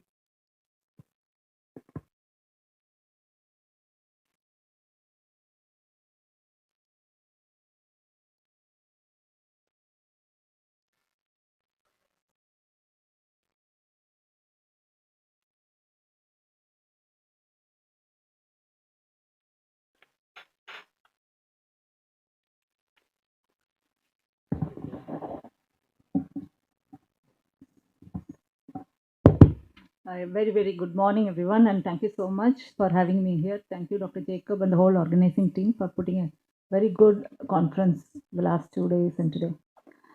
So far you have heard a lot about science in ID. Today we will be listening at this next 2 sessions, outbreak and this, we will be listening a lot of science, more of human behavior science, okay, and the implementation part of stewardship program.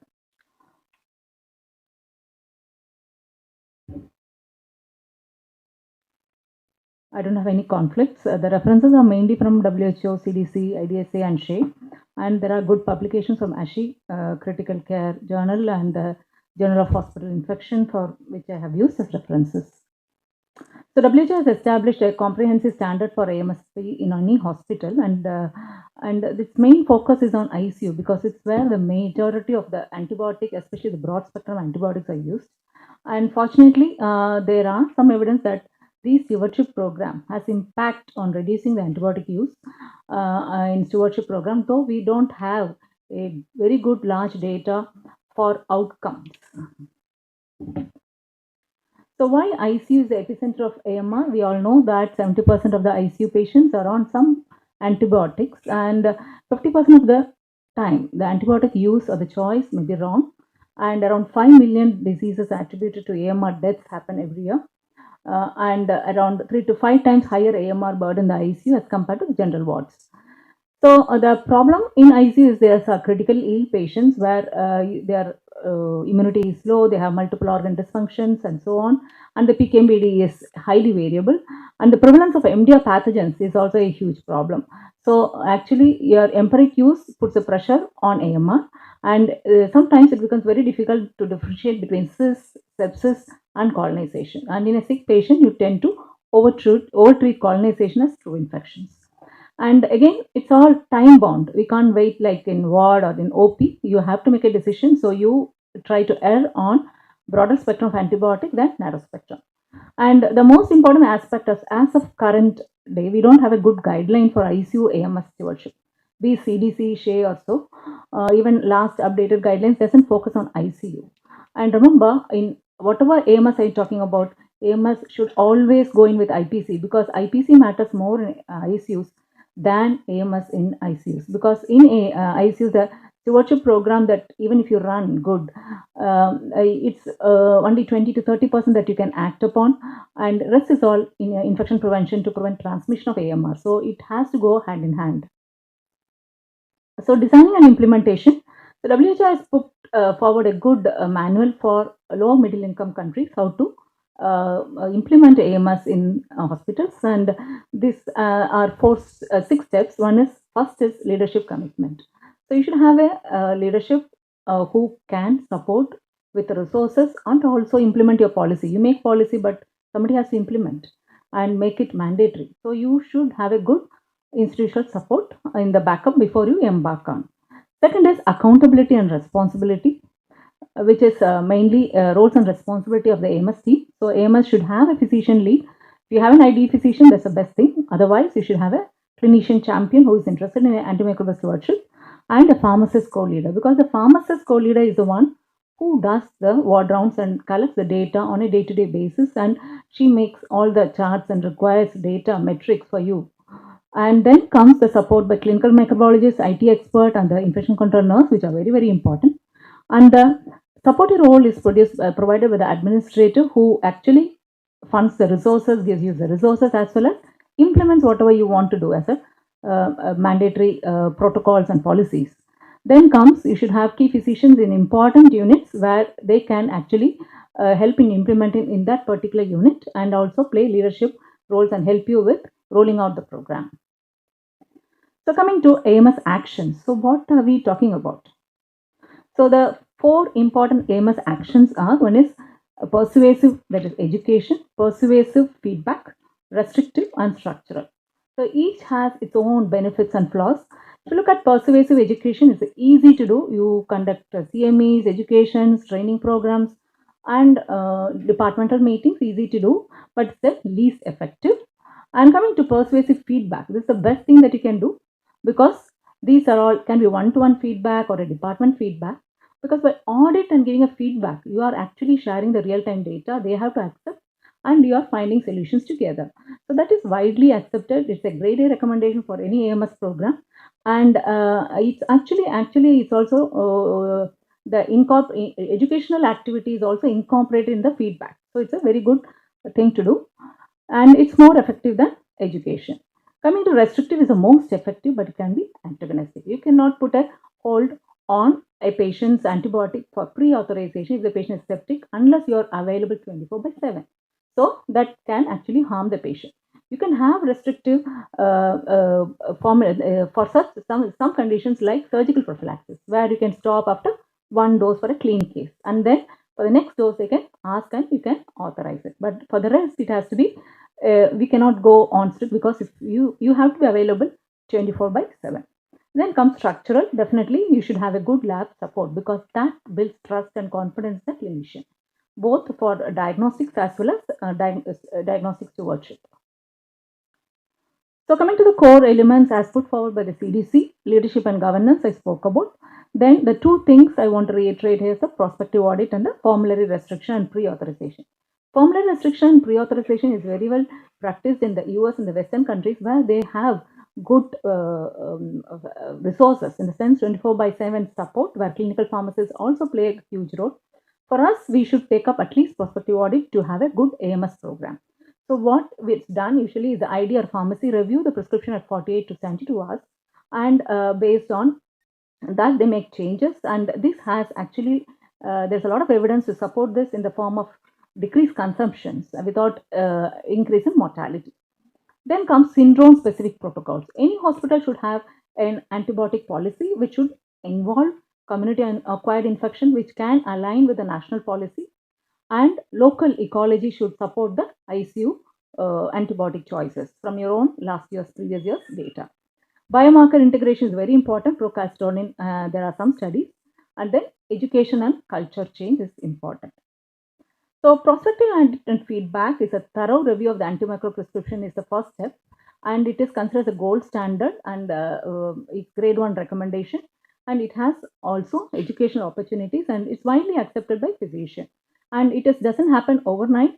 You have to build trust with the physician, and then over a period of months to years, you may be in a position to advise and they accept. What we practice in our hospital is a handshake stewardship, where we do a unique rounding based prospective audit and feedback, where we allow the first dose, that is third dose, and we intervene in 12 to 24 hours. That means we actually allow them to use the first dose, so their the freedom to prescribe is not lost, and the lack of restriction pre-authorization is actually an advantage in this. So we review all the reserve antibiotics based on the last 24 hours starts, whatever the reserve antibiotic starts. This is actually collected by the clinical pharmacist, and join us by 8:39 in the rounds, and we start our rounds from the reserve antibiotic as well as the clinical cases cross consults that we get. We do it together. So we during the morning rounds, the AMS team approaches the clinician, and then we discuss the case, and then we give them the suggestions, and definitely follow with the next day with the culture reports or early results, and then we follow up.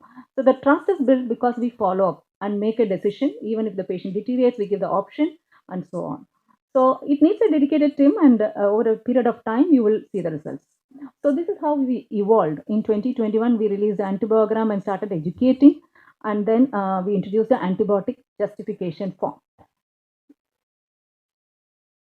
Okay, so this was a form failed miserably because in every form the diagnosis was written as sepsis. Okay, so we thought it failed miserably, so we switched to prescriber initiated ID consult. So we said that for every high-end antibiotic starts, reserve antibiotic start, the clinician has to send a consult for the ID physician. Again, it took time because they took 40 to 72 hours to send the ID consultation because they want to wait for the result. By the time precious time is lost in de-escalation and so on. So now what we do is a pharmacy-driven ID consult where the pharmacist collects the reserve antibiotic starts in the previous 12 to 24 hours and we start with the rounds. And this is supported by the hospital administrator. Otherwise, we won't be able to do this. In future, what we think is a pre-authorization if you have enough manpower where we can even access the EMR on the starts from home.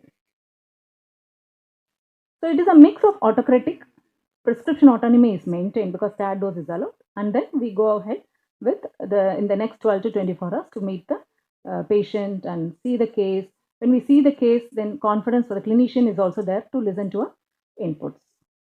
What everyone can do who have a limited resources is they can at least do a point prevalence survey audit on monthly or quarterly basis and meet unit, especially the ICU unit is very important to give a feedback about their antibiotic usage. So coming to education and training, as I said, annual or at least annual update is expected by the NABH to have your last year's antibiogram update and then change your recommendation as per the resistance profile, and then you disseminate this among the clinician by either through clinical meeting or department meeting or CMEs and so on. It's also important to train your clinical pharmacists if they are rounding with you, and always do a pre and post test after you release any change, you make any change and release any document. Coming to implementation of the policy, it's not only enough to release all this, we have to integrate that in the policy. How to do it? Actually, it has to come from the CEO that there is a policy update and they have to follow, and where the policy is available in the desktop, that should be communicated as well. So then we have to do an audit. How is the adherence to the policies? So this is how we move forward. So then we should also provide guidelines for de-escalation in our antibiotic policy. We say this is for this is the empiric therapy for this VAP syndrome and so on. But at least for the top 5 bugs, you can have de-escalation guidelines. So even if you are late, they can do it themselves. For example, if you have cellulitis shock and strep pyogen is grown, patient is in ICU in shock, so it is a toxic shock syndrome. So you can definitely de-escalate to penicillin or ceftriaxone with clindamycin. So all those options can be given in your guideline. For pyelonephritis due to SBL E. coli, even if the patient is in ICU, you can have scope for de-escalation if the patient is stable. So coming to de-escalation, duration optimization in the ICU, we all know empiric broad spectrum antibiotic is still supported by the sepsis guideline. Even in 2026, they use the word broad spectrum antibiotic. So if it is started, then please reassess at day 2 or 3, review the culture, clinical response, and see if it is an infection at all. That is called antibiotic timeout, and is the pathogen identified by then, and can you use procalcitonin in this case to stop or so. Then comes de-escalation or stop. If you have to de-escalate, you can look at narrow spectrum based on the culture. You can consider IV to oral switch, that is also a de-escalation, and define the duration, because for the most of the infection today, we give a shortest duration, that is 5 to 7 days, even for pyelonephritis, if the patient is responding and source control is done. We don't have to give for 14 days. So there are enough or more supporting evidence for all these de-escalations, that is de-escalation ICU bacteremia, which is not associated with increased mortality. We have systematic review for carbapenems sparing strategies, which is maybe less applicable in our scenario. Short course therapy, we have enough or more evidence. Procalcitonin guidelines, again we have some data on that. That is algorithm. If you start antibiotic, you may start if the procalcitonin is more than 0.5. But the journal article that supposes the PAP et al. That is published in Critical 2023, by day 3 to 5, repeat a procal if there is more than 80% decrease, or if the procal is less than 0.5, consider de-escalation. stop if the procal is less than 0.25, strongly consider discontinuation. The caveat is all this has to be based on a clinical, the host, who is the host and what is the response to therapy.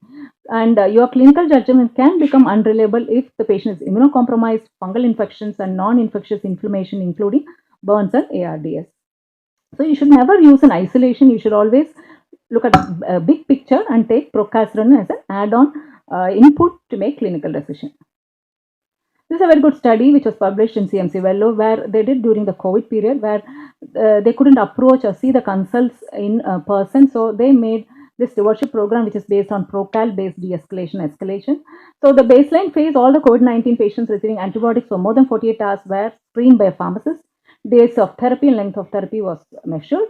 And in the intervention phase, the patient was on antimicrobials and procalcitonin was asked, and they made a flow chart as how to react based on the procalcitonin.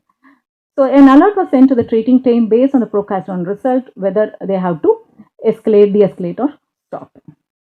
So this is what they did. If the concentration less than 0.25, they advised stopping antibiotics. If it is between 0.25 to 0.5, stopping the antibiotics was encouraged. And then if there is a decrease is not as expected, that is, if it is not less than more than 80% and the procal remain high during therapy at 3 to 5 days, they advise continuing antibiotic, and then increase in procal, they suggested even change in therapy. What they found was there is an overall decrease in the antibiotic therapy, including BL-BLI. So this intervention, they said, was very helpful in deciding antibiotic de-escalation. Other diagnostic stewardship we have to keep in mind, because 50% of antibiotic stewardship is diagnostic stewardship. If you do wrong test, you will end in treating wrongly. So for all cultures, 2 sets is mandatory. Aseptic technique, obviously. Otherwise, you will result in increase in contamination and increase in antibiotic starts. Pan culture should be avoided. It's overused in ICU because you may take all the blood tubes. Wherever there's tubes, you may send a culture and you may actually grow more of colonizers. Rapid identification may help, but you need a good antimicrobial stewardship team to decide on the rapid test results like Pneumocystis, because in pneumonia panel we have found a lot of colonizers coming up. So you have to make a clear clinical decision to treat all those bugs or not. Respiratory sample, as I said, BAL is preferred over tracheal aspirate, and do not do surveillance culture just because there is a fever. You see a clinical judgment based on tracheal secretion, pneumonia, FiO2 and so on, and then proceed with a tracheal aspirate or BAL for cultures. Urine culture stewardship, a lot can be done in ICU. Again, all those catheters, if they are there for more than 48 hours, you will grow some organisms. So you don't set pan cultures routinely. We did a study which we found that by doing a bladder score and following an IDSA guideline, we were able to reduce in the first cycle at least 13% reduction in unnecessary urine culture requests. But to sustain such program, we cannot continuously teach the newcomers. So there should be a IT integration of this request in the EMR, that is by clinical decision support system. So if you make that, then choosing the urine culture will require certain steps. Unless that is fulfilled, you will not be able to check the urine culture box and send the results. So this integration will help in the sustenance of the program. This is again another small study which we did when the BSID panel, BSID2 was introduced in 2020-21, and we found that it is very good for turnaround time, accuracy and targeted therapy, but again, you need a good antibiotic stewardship team to react it and make its changes. Otherwise, valuable time is lost and this test will become less useful. This is again a beautiful article which says that doing a rapid PCR alone is not enough. They divided the group into 3, where they looked at the BSID plus stewardship group as group 1. Group 2 is a control group where you do only conventional culture, wait for the result and then make changes. Third group is conventional culture and antimicrobial stewardship team. They found that the BSID and ASP team had shorter time to effective therapy, 5 hours, because there is a team backing up the test. And the control group was 15 hours for the results to come, and the stewardship group with the conventional culture is 13 hours.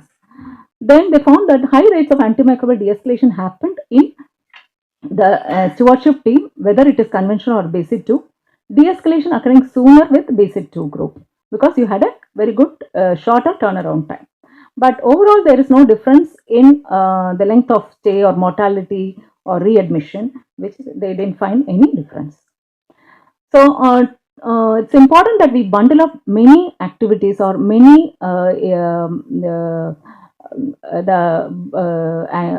different aspects of AMSP into one, so that your efficacy or effectiveness of the stewardship program improves.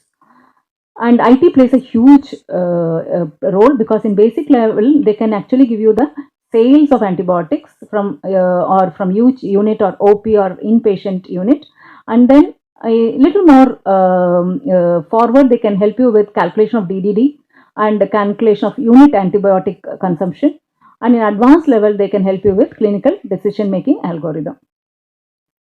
But the huge problem is the social determinants. We are talking about all this implementation also, but still human mind is different.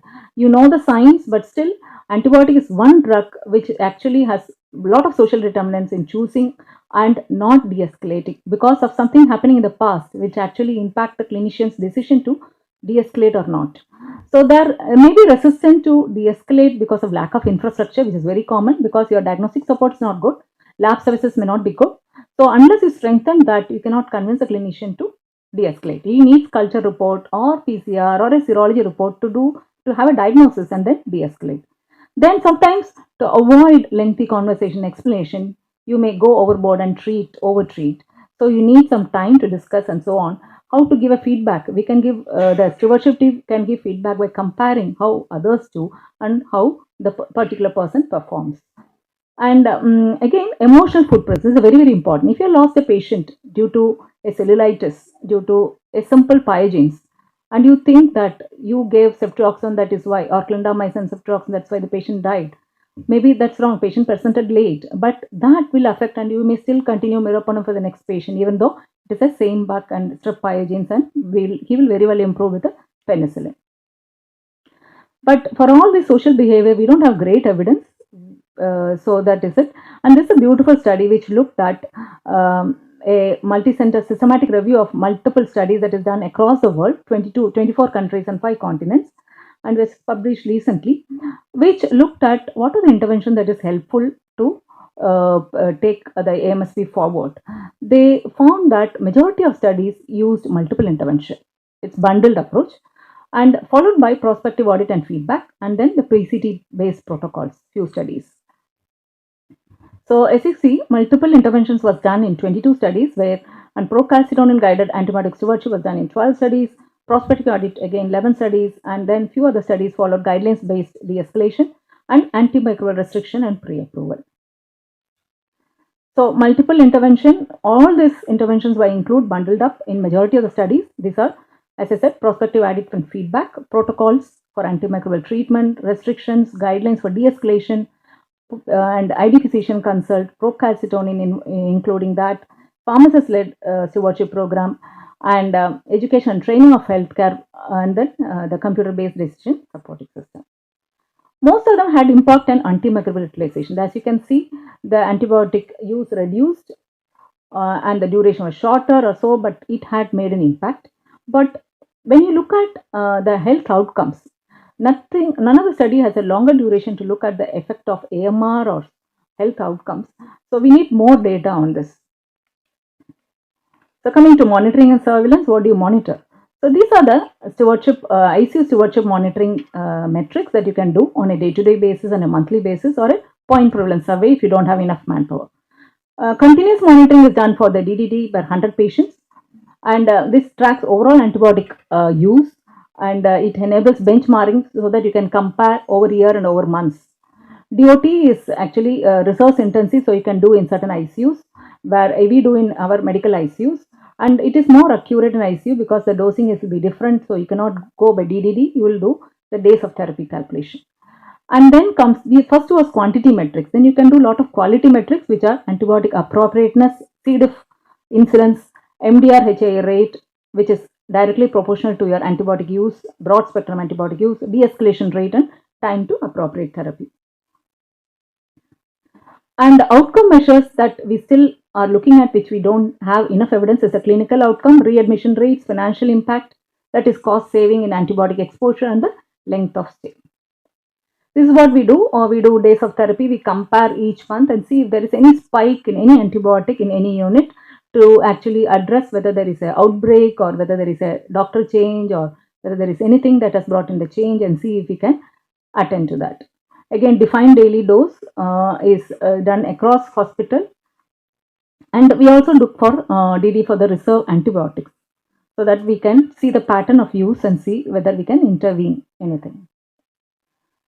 So these are the quality metrics that we do. As you see, around 95% or so ID consultation is there for reserve antibiotic. In some we don't do, because in bone marrow transplant we don't usually enter, but we see check the files, and we so if it's appropriate we check box. So it is all clinical pharmacist driven. They bring the chart and then we go for rounds, and in 24 hours we attend to all the reserve antibiotics. This is called handshake stewardship.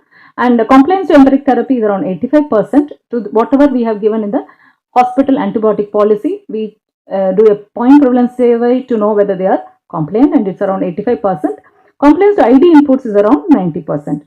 And at 48 hours, we definitely follow with the final result of the culture, and also we verify whether de-escalation or any changes happen. There are several clinical pharmacists initiated stewardship, daily audit, daily escalation, de-escalation, PKPD based customized dosing strategies, drug interactions, dosing errors, proper infusion protocols, side effects, optimal duration, all this are taken care by the clinical pharmacist. And by doing ID consultation, we have found that there is a consistent decrease in increase in the de-escalation and number of days, as well as IV to oral switch up to 33%. So this is what a PDCA cycle. If you start a program for an ICU on one AMS initiative, don't take an initiative that cannot be monitored or measured, and it requires long duration. A simple project can be a linezolid use, which is a restricted drug. So if your MRSA rates in the ICU is less, you should take that as a small project where you can look at the baseline rate and see the meet the ICU doctors or your unit doctors to see if they can reduce using linezolid, which is very much possible because our MRSA rates are low in the ICU.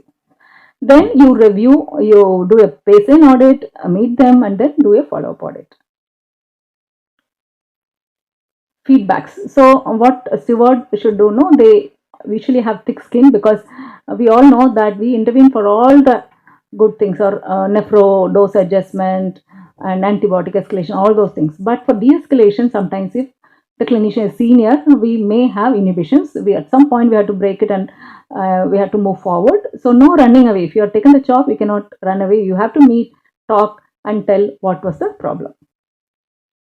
Don't shy away. It can be given by one-to-one meeting, department meeting, mail communication, or communication from the CEO can happen in extreme cases.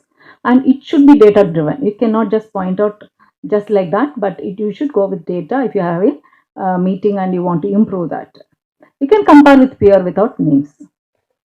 So sustaining AMS program, it is actually evidence is thin. With whatever evidence that we have, what is important is institutional backup.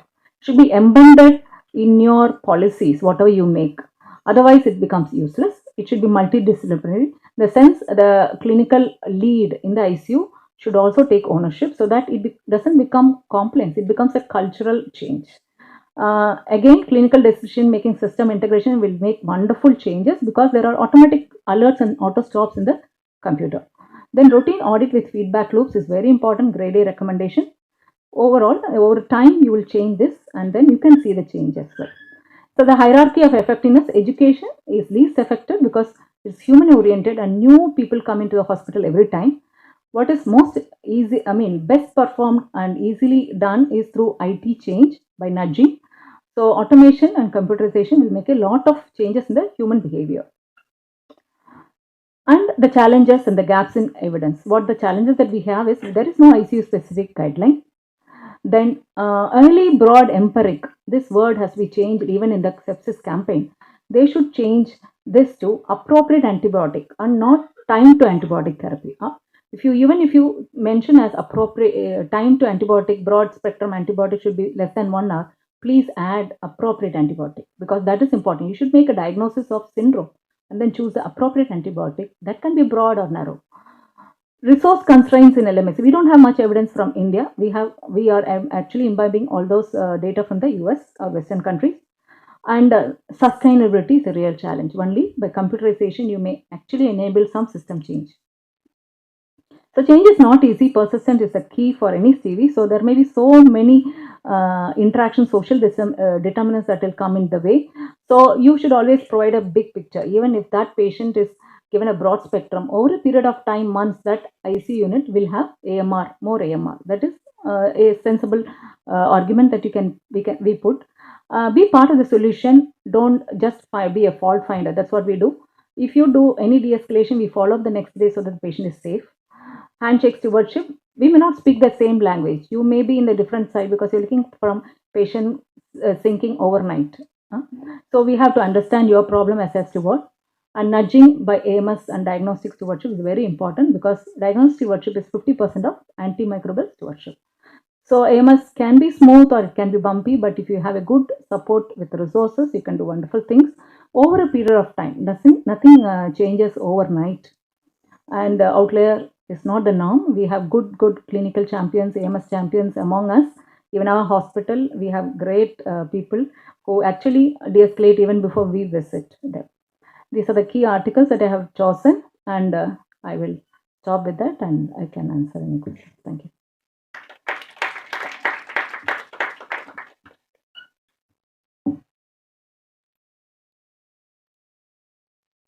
One comment, I don't know whether that is right or wrong, but in the past, long ago, I had read that de-escalation rate should not be considered as something great and should not be considered as a measure of performance, because it can be argued the other way around. Like you showed 6 versus 9, same way I am putting for this proposal that you had more de-escalation because you were initially hitting inappropriately up, hit too hard, Yes. high or early, and then it's not a surprise that you de-escalated so many times. You can't pat yourself on the back.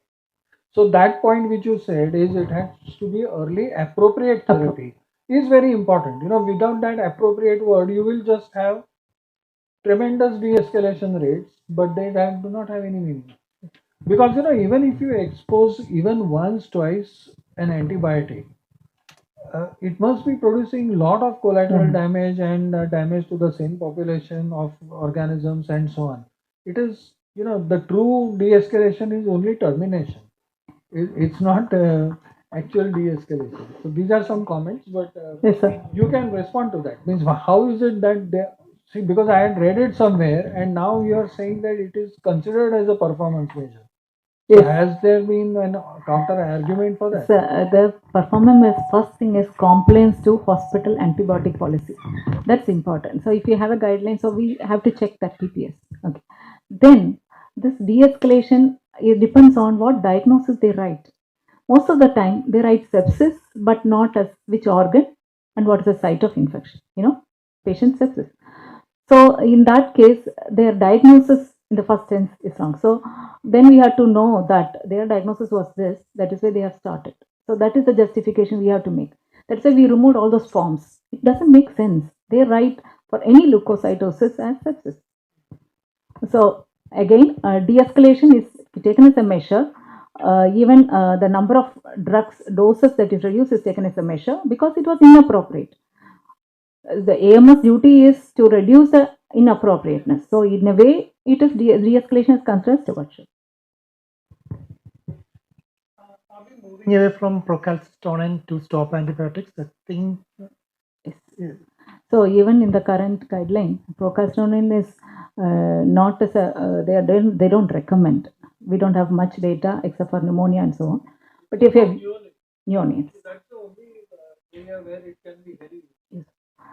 If you have done that, please repeat, and then if it's less than 80%, stop at least. Not to start antibiotic.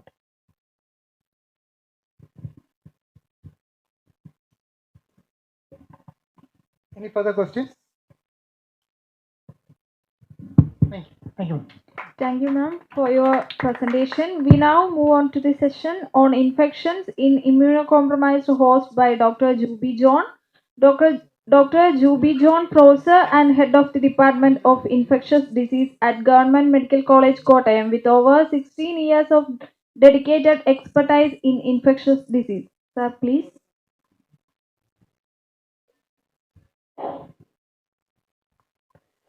At the outset, thank you, Dr. Jacob and his team, for this opportunity.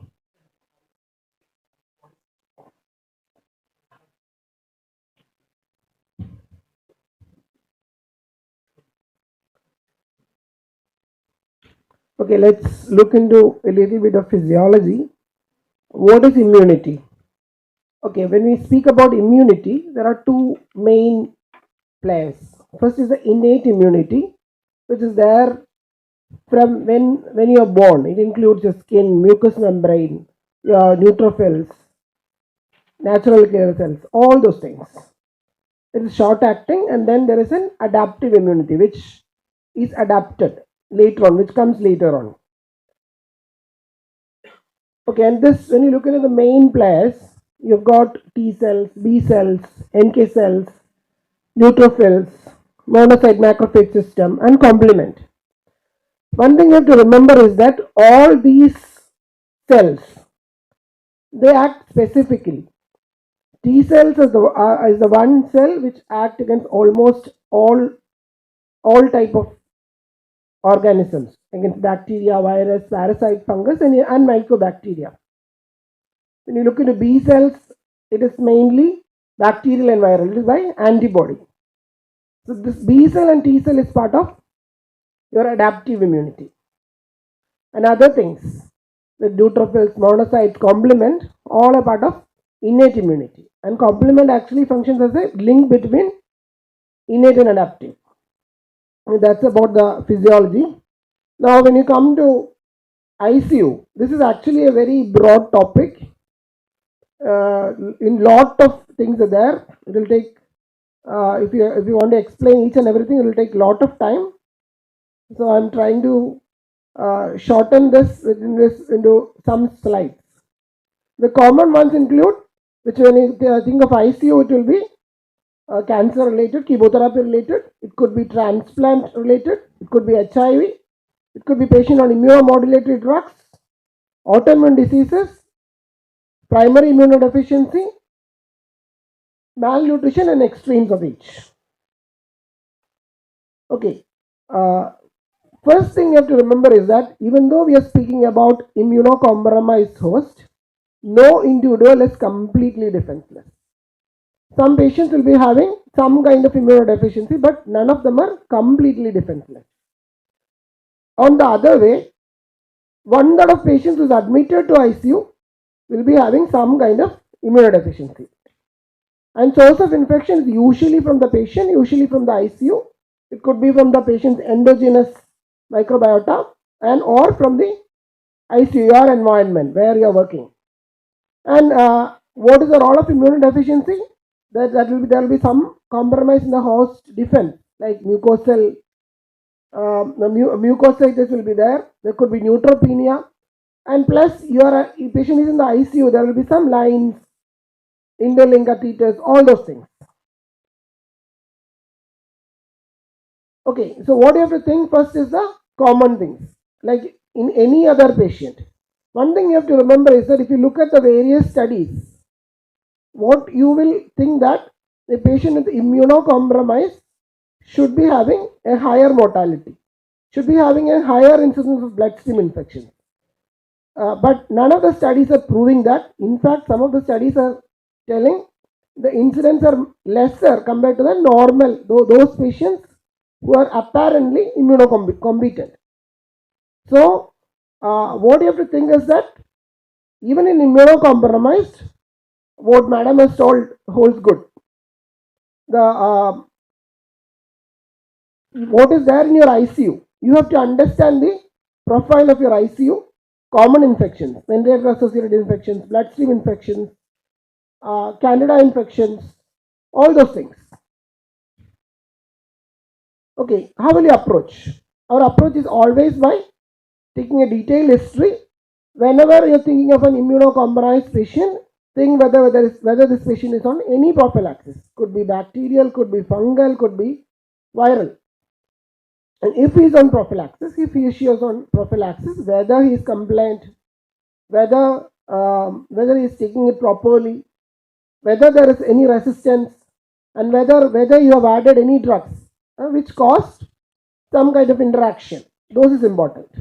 And another thing you have to remember is that whether this patient was on any recent hospital admissions, whether there is any recent possibility of MDR organisms, ICU admissions, vaccinations, all those things you have to look for. Okay, now looking in the syndromes, there are some few practical tips. In the ICU, the first and foremost will be the Hickham's dictum. If you deal with any immunocompromised patient, thing is that most of us are dealing with immunocompromised patients. We will find out one infection, we'll start treating that, but patient may not improve. The thing is that when the patient is immunocompromised, patients can have multiple infections. That is one thing you have to remember, first and foremost. And then regarding neutropenia, when you're thinking of neutropenia, start with an anti-pseudomodal coverage.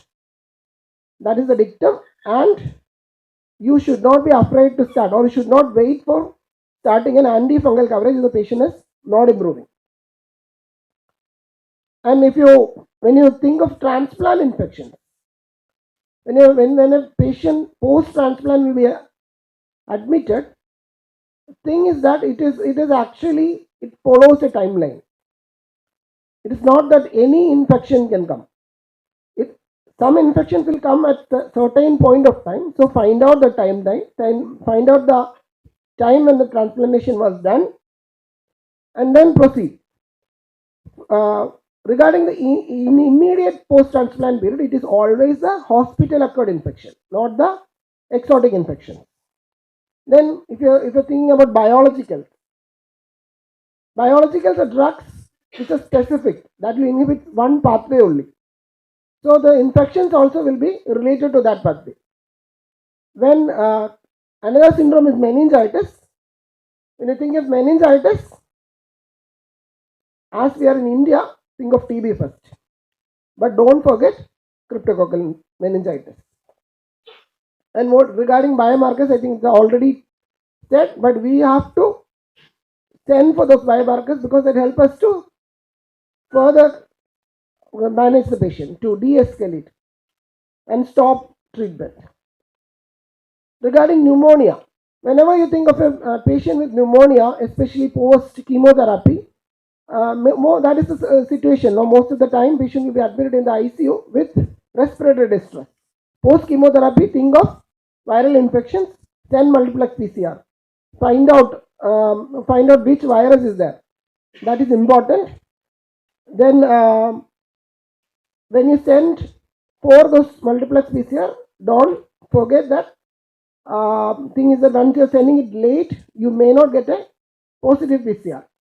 And there also, you should not be afraid to start on oseltamivir.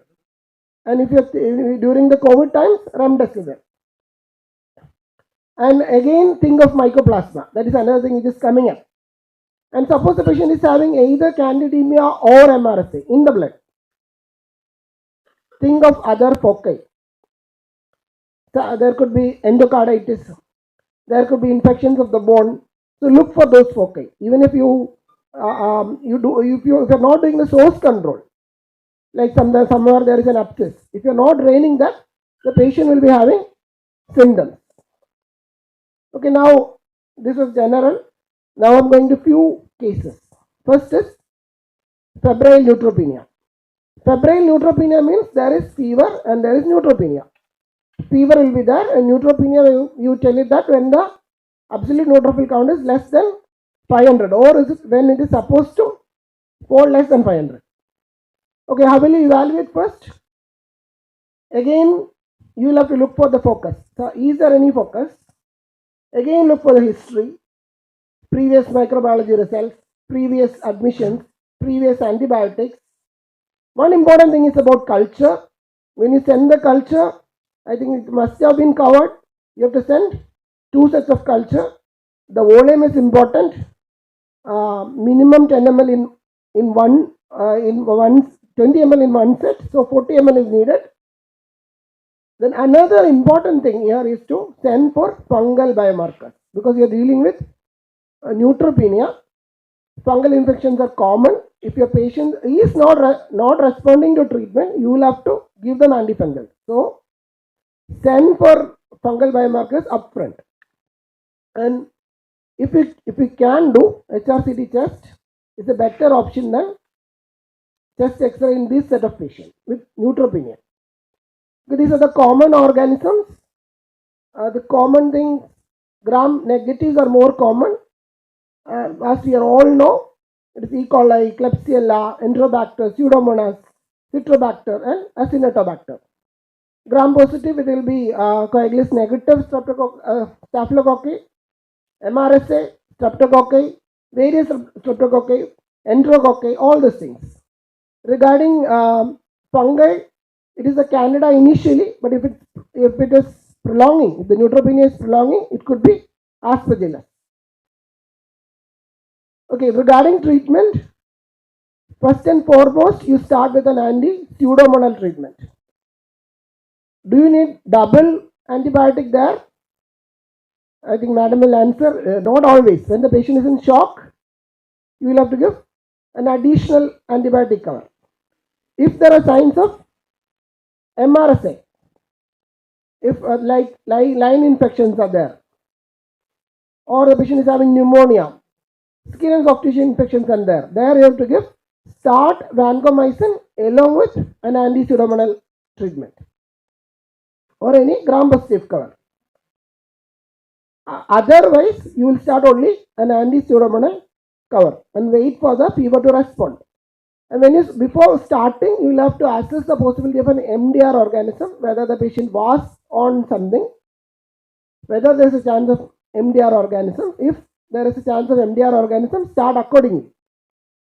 Then if possible, get a CCD thorax.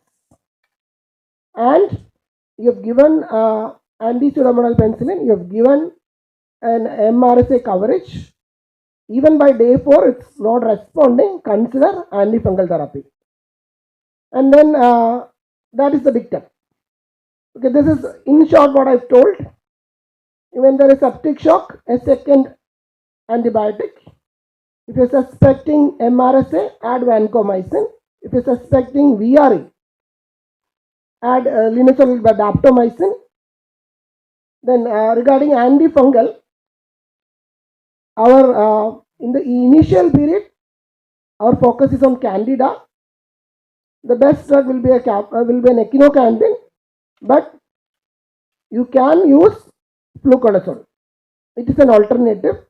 But if the neutropenia is prolonged, you have to think about Aspergillus. There you have to give voriconazole. Regarding antiviral, should we give an empiric antiviral here? No. You should not give an empiric antiviral unless you are passing through a stage of influenza epidemic. Here I think we could give oseltamivir, as there are a lot of patients with influenza. Now, how long we will give these antibiotics?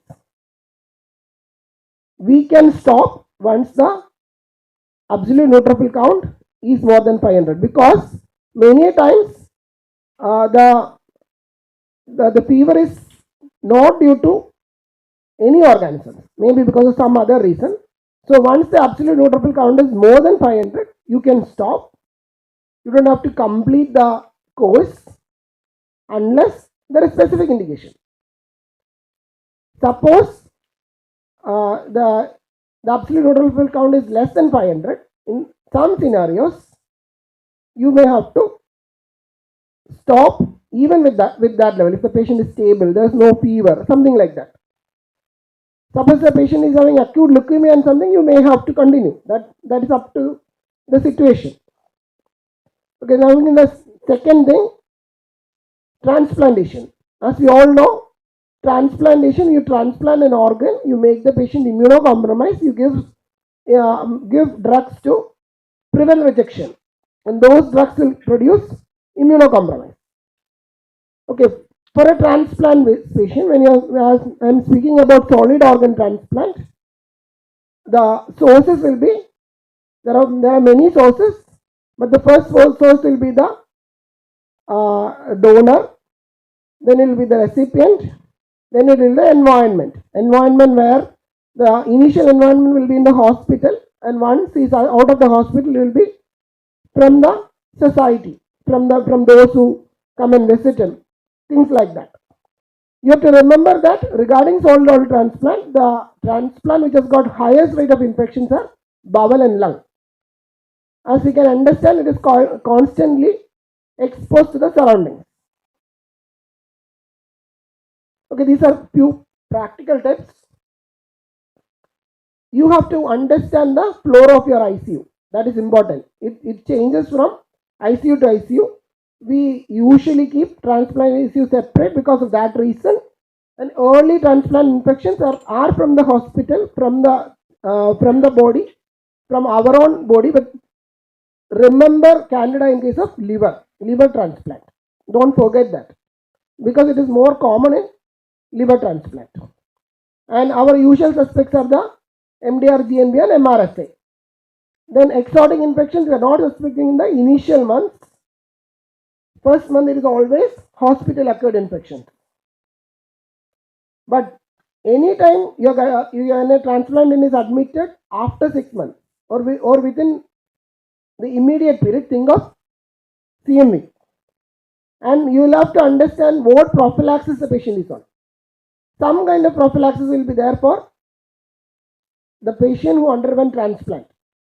So as per suppose the patient is on fluconazole, you may get an infection which is resistant to fluconazole, something like that.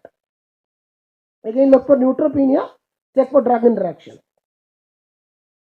And what are the determinants of immunosuppression? One is that we are giving drugs to control the immunity, to prevent rejection. That is the first thing which contribute to immunosuppression. But along with that, there is the presence of immunomodulatory viruses like CMV. CMV is very important there. Then other viruses like hepatitis viruses, HIV, all those are important. Basically, you can divide transplant infection into 3 phases during the first month, 1 to 6 months, and greater than 6 months. This is the immediate post-transplant. As I have already told, it is from the hospital. So usually, your infections are those which is prevalent in the hospital environment, like because of aspiration, catheter-related wound infections, anastomotic leak, MDR, GNB, MRSA, VRE, ESBL, all those things. And there could be some donor-derived infections also. Could be HSV, could be lymphocytic choriomeningitis virus. There can be rabies. Recently, I've heard about an incident in Calcutta, post-corneal transplant. Patient developed rabies. So that can occur. Then some of them will be reactivation from the donor itself, especially like something like strongyloids, Aspergillus. Those kind of things can be reactivated. And after that, after the first month, immediate post-transplant phase where there is actual immunosuppression, where the T and B cells action will be limited, we can have multiple infections. We can have bacterial infections, especially with intracellular bacteria like Listeria, Nocardia, Mycobacterium, all those things. Then reactivation of viruses depending upon the prophylaxis, like CMV, EBV. We actually give those prophylactic drugs to prevent this, but many a times that may not work and patient may present with a CME infection or EBV, things like that, hepatitis, reactivation of hepatitis. That is because the immunity is not there. And there could be fungal infections, again depending on the prophylaxis, and there could be parasitic infections, especially you have to think about strongyloids. Late transplant infection, that is after 6 months. By this time, we expect the immunity to be normal, but still the patient is on some kind of immunosuppression. So some kind of humoral immunodeficiency will be there. So there can be infections with community-acquired pneumonia, urinary tract infections. Then there can be late transplant infections with molds like Cryptococcus, Aspergillus, Nocardia, Rhodococcus. That is something which is very, very important there. and then again viral infections. Okay, coming to the third scenario, hematopoietic cell transplantation. What is the difference? In solid organ transplant, we are transplanting to a patient with normal immunity. Here we knock off the immunity, knock off everything before you transplant the hematopoietic cell. So you can classify it as pre-engraftment, early post-engraftment, and late post-engraftment. Pre-engraftment is like neutropenia. That is the problem. And there is a high risk of Candida infections there. But important thing you have to remember is that this strictly follows the timeline. Okay, this is the timeline. During the initial phase, that is the pre-engraftment, there will be neutropenia, there could be mucositis. Most common infection will be gram-negative bacilli and Candida. That will be there. Then there can be some viruses. You can actually look into this picture and then find out which is there. Look into this picture and see. And once after the initial 30 days, as the engraftment has taken place, the graft is going to start function. The first thing which is coming back is the NK cells. So some kind of viral immunity will come there, but still the possibility of bacterial infections and Candida will continue. Aspergillus will come, and once post 100 days has passed, most of the prophylaxis you will stop by that time. By 100 days, most of the prophylactic drugs in hematopoietic stem cell transplant will be stopped. So again, there will be a chance of reactivation of infections like encapsulated bacteria, varicella zoster virus, again PCP, all those things will come into picture. Okay, this is about again about the practical tips. Remember that most patients will be neutropenic, so the regimen should cover the, as I have already discussed, you should cover the neutropenic patients. You have to treat all these patients, those patients who have undergone hematopoietic stem cell transplant, and you have to find out the prophylaxis, which prophylaxis was given, when was the Kottayam started, whether there is levofloxacin, some quinolones you will give initially pre-engraftment phase. Don't forget CME, because CME is an immunomodulator. It can cause so much problems there.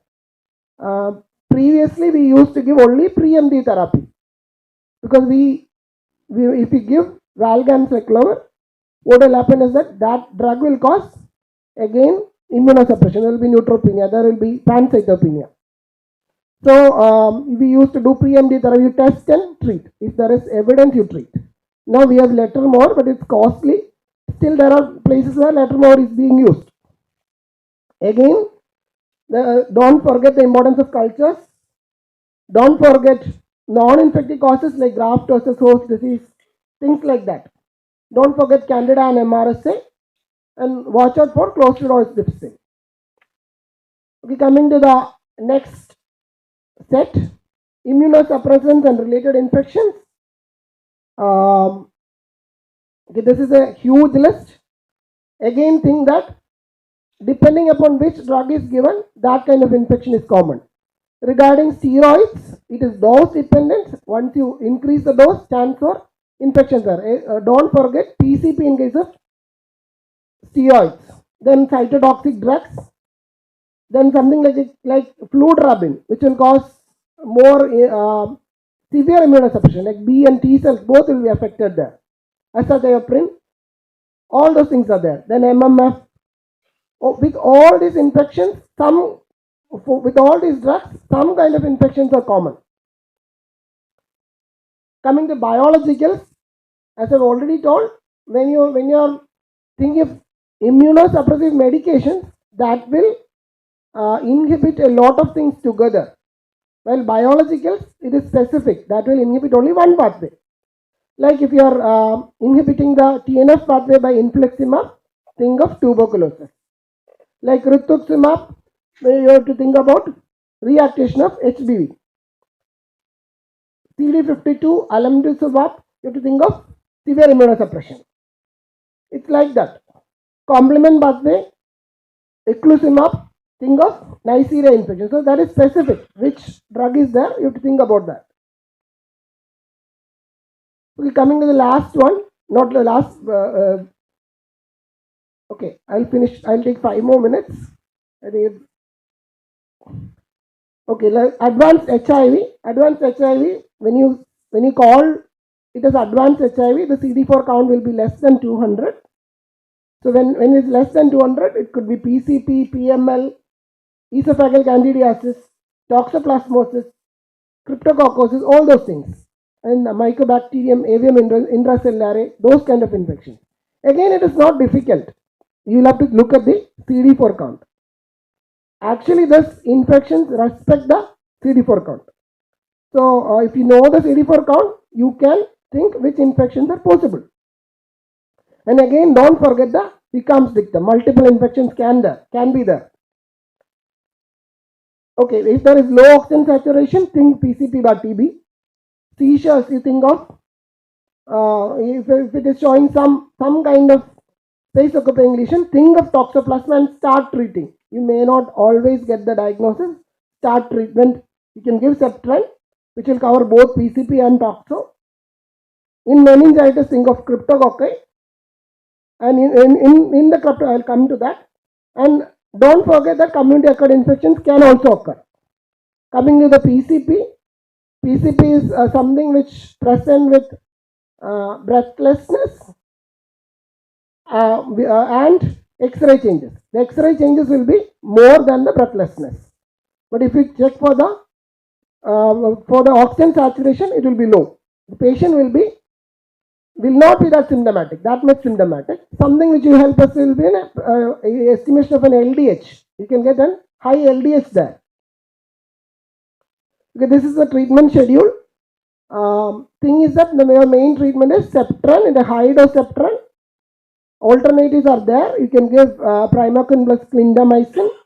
You can give Dapsone. All those things are there. Then, if the patient is having hypoxemia, you have to give steroids. Cryptococcal meningitis. Remember that there is a induction phase and a consolidation phase. Induction phase, you give liposomal amphotericin B along with flucytosine. Flucytosine is not available. You can give fluconazole. And then there is a consolidation phase and there is a maintenance phase. That you should remember. Coming to the last one, primary immunodeficiency. I'm just putting these names: antibody deficiency, cellular deficiency, combined antibody and cellular deficiency, phagocytic defects. That you have to remember, because in an adult patient, if you see a patient with immunodeficiency, that is more commonly to be a phagocytic defect, like something like CJD. Then there could be complement defects. Again, you see whether they are on prophylaxis. If they are on prophylaxis, as for PCP, nocardia, MRSA and toxa is less. Ask whether they have been vaccinated against pneumococci. If there is cavitary pneumonia, think of TB, Aspergillus, mucor and nocardia. CT scan will help there. Look for the halo sign or reverse halo sign.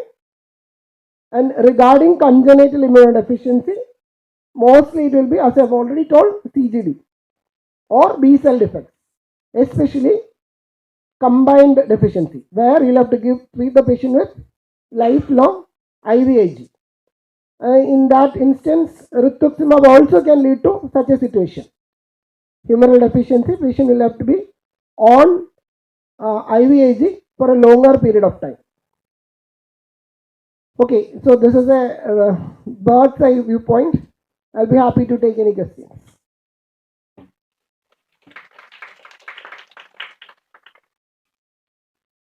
One thing that I usually face is I have a patient with patient coming to us with a probably left-sided consolidation. You evaluate him, he is neutropenic. At that time, you pancytopenic. Then you go and you diagnose him to be probably an AML or something, and that's how you're making the diagnosis of this patient.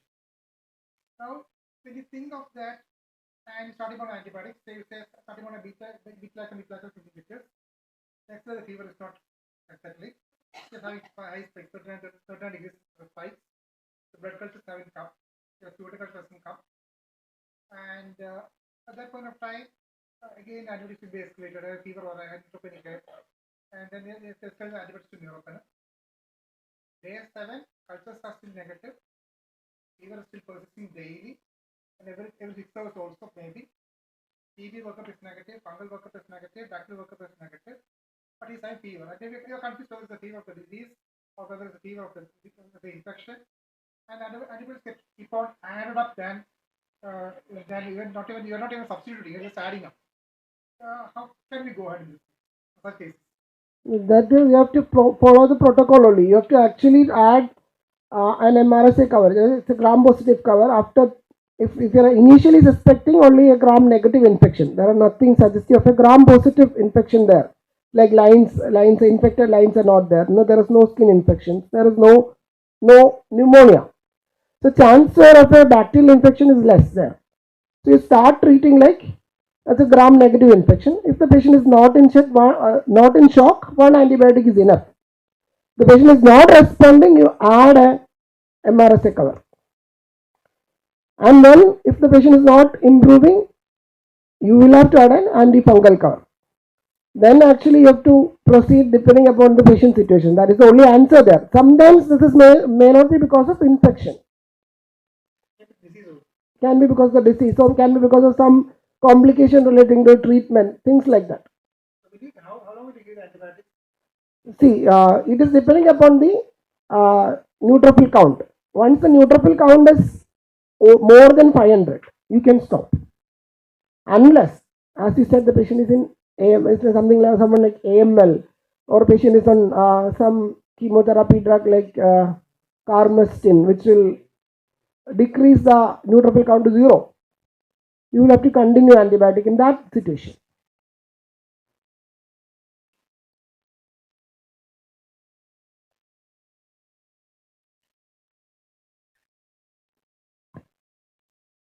Any other questions?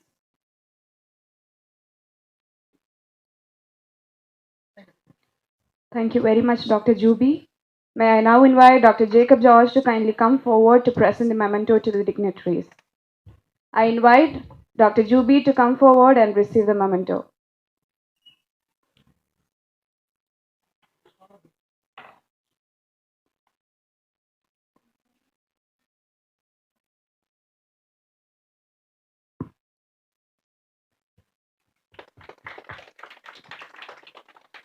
I now request Dr. Rajalakshmi to please come forward to receive this token of appreciation.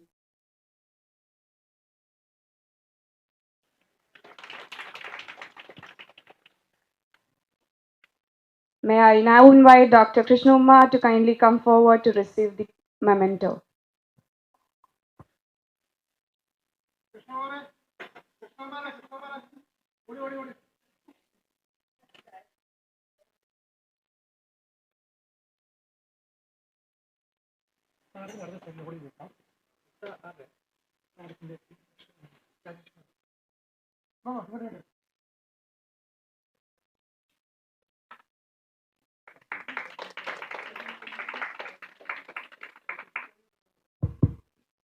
Next, we have a session on managing infectious disease outbreaks in the ICU by Dr. Rajalakshmi. Ma'am, please.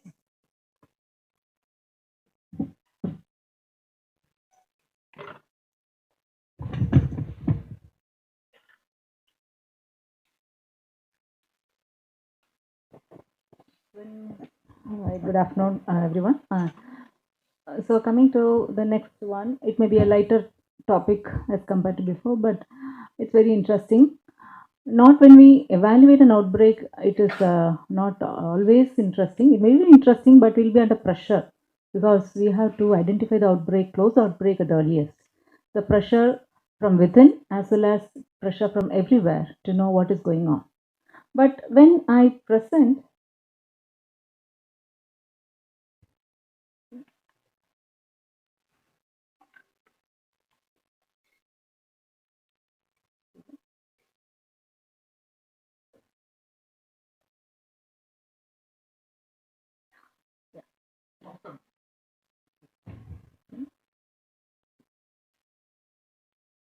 So now when I present, I will feel like a Shrikant and family man and so on. But it will not be so when you are investigating. It will be a lot of tension around because you want to close it at the earliest. Any outbreak, hospital outbreak, you have to act when you suspect. You don't wait for microbiology result. Even when you find a syndrome ongoing, you start investigating. So that should be this thing. So moving forward, some key terms in epidemiology. One is epidemic or outbreak. What is it? A disease occurring among a population that is in excess than what is expected in a given time and place. Cluster is group of cases in a specific time and place that might be more than expected. That's what we usually see in the hospital. Endemic, a disease or condition that's present among population at all times. That is what we find in dengue and other things. Pandemic, best example is the COVID, a disease or condition that spreads across nations. So outbreak curves, it's important that you understand certain aspects of outbreak curves which may give a clue. It is not the end point, but then it will give a clue as where we are heading. Okay. So point source is exposed to some common source over a brief period of time. Number of cases rise sharply and end sharply when you remove the source. And the example is the diarrhea following a party meal. Continuous source is exposure is prolonged and over a period of time, days, weeks, and even longer, cases spread over a greater period of time, more than one incubation period, and person to person transmission is also possible. For example, salmonellosis from salami consumption. And propagated source does not have common source. Spread of pathogen from one susceptible person to another. Irregular and multiple peaks are seen. For example, shigellosis or respiratory illnesses. And that is example is again an outbreak of respiratory illness. Intermittent is similar to continuous, but exposure is intermittent and multiple peaks because again the incubation period can also be not reliable. This example is a frozen food that is sold across a country. So the supply chain, it depends on the outbreak, depends on the supply chain in different time. So I will start with a story which happened during COVID. A person was admitted in our ICU with a bladder cancer and he has heart disease and admitted with pulmonary edema like picture. He received multiple medicines and during the time of stay he developed fever and blood culture was sent and it showed Acromobacter denitrificans. So ID consultation was done to know what to do with that. We started an antibiotic, Cefepime-zidebactam, fever subside, patient improved and discharged. So we know that we thought it could be a contaminant. Anyhow, the patient improved. We gave a short period of antibiotic and he was discharged. Soon we had a few more cases in not only in the medical ICU but also in cardiac ICU, cardiothoracic ICU, and so on. And all these cases were diagnosed as Acromobacter of different species. So now, do we have an outbreak? And what do you think will be the culprit? Do we have an outbreak? Yes. Yes. So what could be the reason? There are multiple reasons. Water, yeah. Ultrasound machine, yeah, okay. Gel, okay. So we all thought, okay, there is a problem, we have to agree. So when you suspect outbreak, there should be some reason. So if you find an unusual pathogen occurring 3 or more in a short period, say 15 days, you suspect outbreak. You need not wait for 15 days. You may even consider early if you find an outbreak different happening in 2-3 days also. Even one unusual case, you have to suspect that outbreak is there, like unusual case of Nipah or even hantavirus has happened. So the initial one case should give a clue and you start acting. You don't wait for multiple cases in such situations. So we looked at what is our data in the last few years. We went through the last 2 years of Acromobacter incidents. We found hardly 1 or 2, and now we have increasing cases. So we know that we have a problem. So let's embark.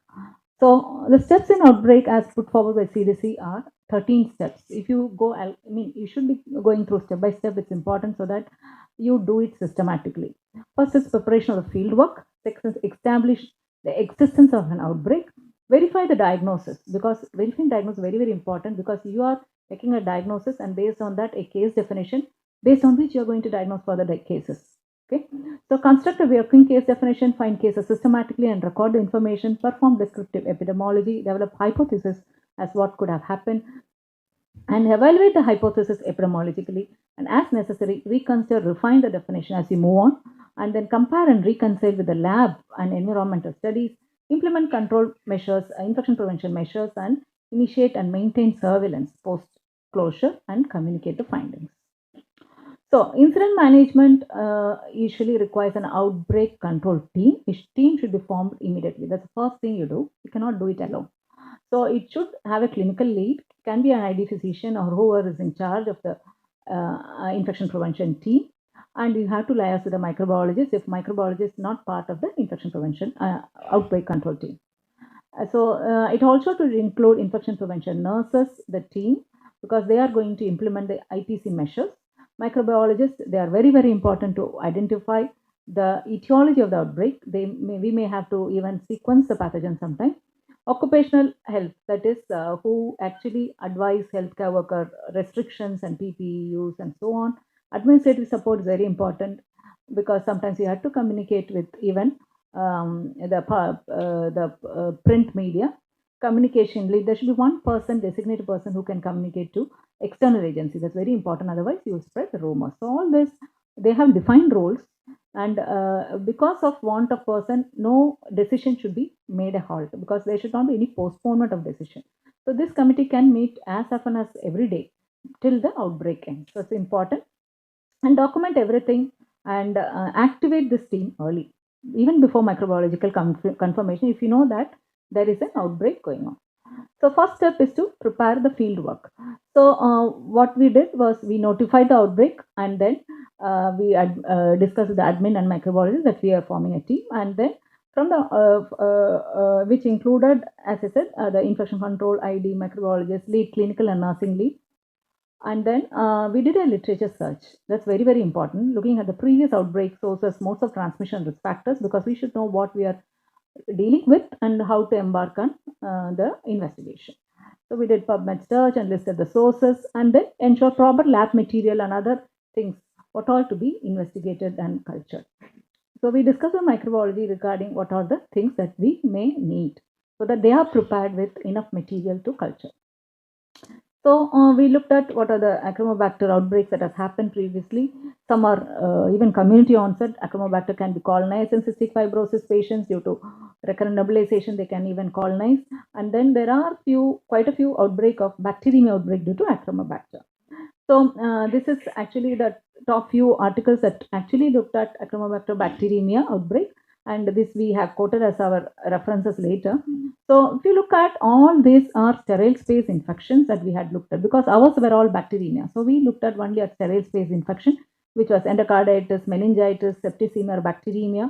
And the suspected source of outbreak are confirmed were heart-lung machine, aerosol in the infected humidifier, deiodinized water that was used for humidification, and intravascular pressure transducers, contamination of IV contrast, and other multi-dose heparin vials, saline flushes, and atomizer, which is used for chlorhexidine dispensing.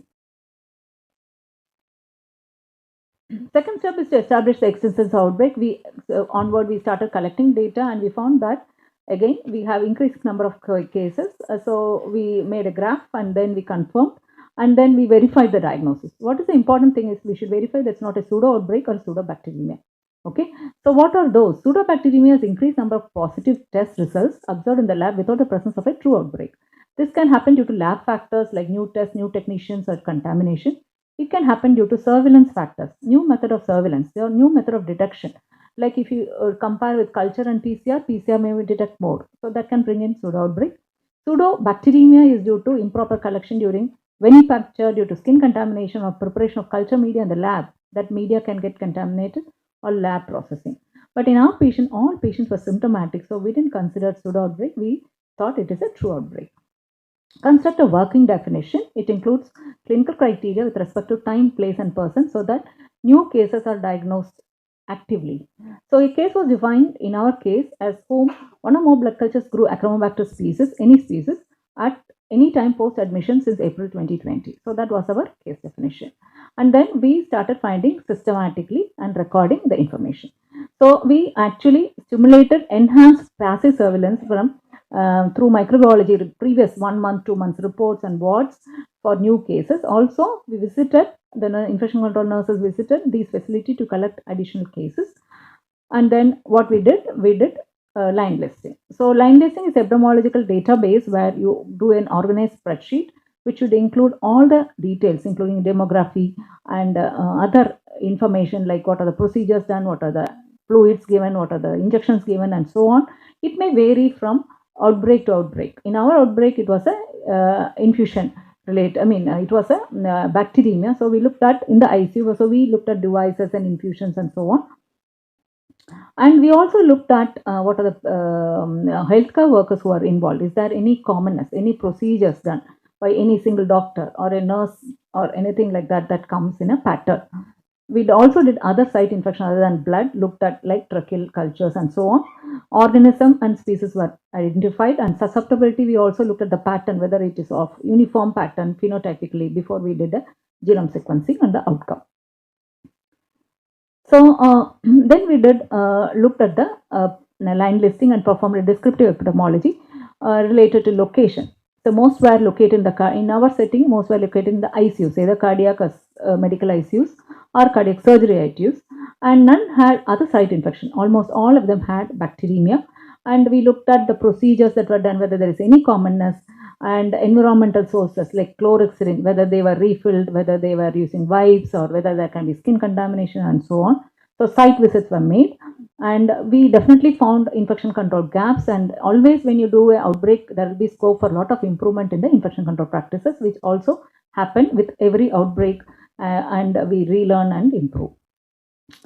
So what we found was 7 out of 12 had bacteremia within 3 days of admission, and there was no time for colonization. Patient got admitted in 2 or 3 days later.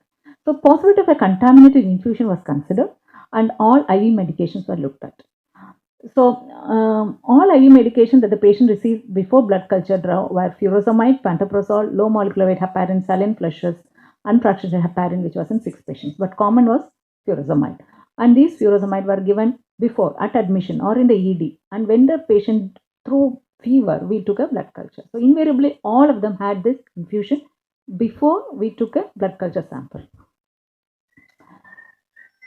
So details of those were if you look at the procedure is not common. The time period varied, but look at that 4 people who actually had blood culture drawn even on the first day, but some infusion were given before taking the blood culture as a relief of pulmonary edema, or some medicine was given, is pantoprazole or furosemide or something was given, and then they threw a fever, they took a blood culture and so on. So when we looked at, all of them had received furosemide, and these are the culture reports of those patients where there is some dissimilarity between the species, that is, some were denitrificants and some were xyloxidants, and all had received furosemide prior to the positive culture. So we developed a thesis that all patients with bacteremia has received particular brand of furosemide, and that is the source of outbreak of a furosemide due to contaminated furosemide vials. So we did line listing, yes. And then we did epidemic curve, yes, we thought it's point source. We did make a hypothesis that it is due to environmental contamination due to the contaminated furosemide. Now we have to prove it. We didn't do a case control study, which it would have been better, and molecular typing, which we did. So we did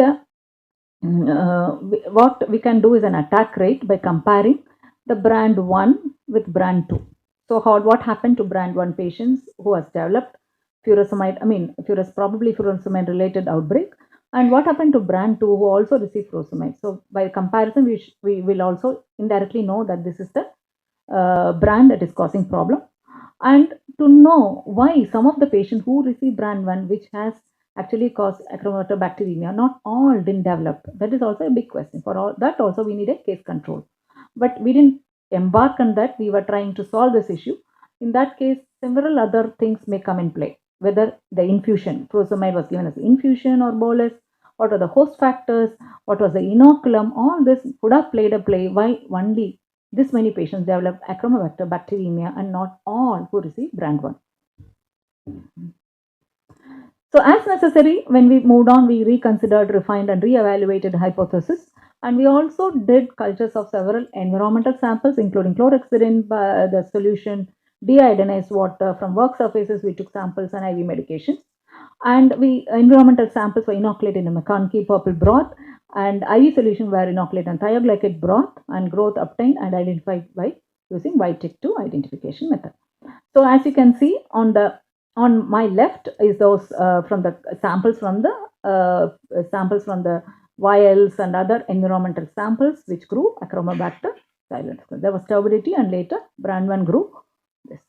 So later Vitek identified as different species, and Malditov actually gave a different report, and whole genome sequencing, as you can see, it also gave a different species report. There was some variation in identification. There were multiple contamination by multiple species of Acromobacter. Okay, but that doesn't rule out that it is not a contamination. It can happen. So multiple species in 2 patients, 2 species are identified. Species mismatch can happen. So, but we were very convinced that we have eliminated almost everything. So this is what is the truth. That is, a furosemide vials getting contaminated with Acromobacter. A specific batch, not all. So this is a point source. Now what we have to do is remove the source. So control measures were directed by informing the pharmacy to remove that batch. Even when we suspected, we removed that batch. And then a recall was done from all the clinical areas where they have already dispatched. And then further, we have to inform the drug dealer, the pharmacist, the drug company, and the DCGO. So then initiate and maintain surveillance. Once you have removed, you have to still continue surveillance for new cases to know that whether this outbreak has ended or is there any other problem. So if the surveillance has not been going, now it's the time to initiate the surveillance for such things. And what went wrong in our setting? 2 different microbiologists and 2 different ID were seeing the cases. So we missed until it grew to 4 cases. Even 2-3 cases should allow, because we don't expect Acromobacter to happen that often. So we missed up to 10 days to gather these cases before we came to know that if there is an outbreak. That can happen. How to overcome that? Unless you have a IT, automated outbreak alert system, this lapses can happen. Step 3 is communicate the findings. So you have to communicate the clinical staff, update them, because that if you don't communicate, it will lead to so many assumptions and rumors and non-compliance to what you say.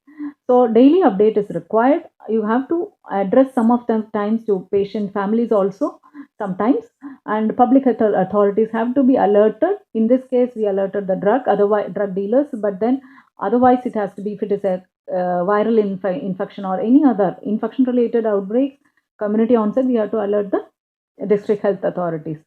Media management, always remember, we don't tell anything about this to the media. There should be one person who can handle, who we delegate, and they have to structurally report what is required to be told to the media. Outbreak closure and after action review is very, very important, because there are a lot of lessons like you learn, like when you do a ACLS session or a resuscitation, where you do a critic review. Same thing, this has to have a critic review.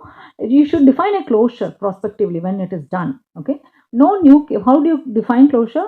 If you know the incubation period for an infection, if the incubation period is more than 2 incubation period, that is the standard epidemiological time when you can tell it's closed. You have no more cases. In our cases, we withdrew and we followed up for some more time, and then we closed the case. Formal after action review, root cause analysis as what happened, why, what failed, what worked is important lessons that will prevent you from future occurrences, and document the lessons learned so that other people can learn. Close the loop, report to public health network for collective learning. So what we learned was we need automatic alerts for outbreak. And when we do a outbreak, we should do systematically. We should do, first of all, a literature search, and then learn many things about the outbreak, what has happened, before we embark on what we are supposed to do. And activate outbreak team, because you cannot do it alone. We need multi-pronged help. And define case, collect the line listing in first initial 1 or 2 days. Actively you have to do and quickly finish. You cannot carry on for long, because you want the outbreak to end, break the chain.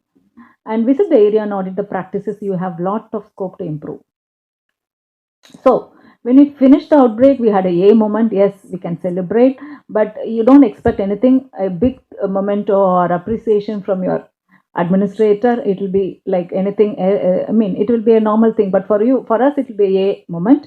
Okay, and don't fail to disseminate the information, because by disseminating, you are actually breaking further outbreaks. So that's very, very important. So we went ahead and published.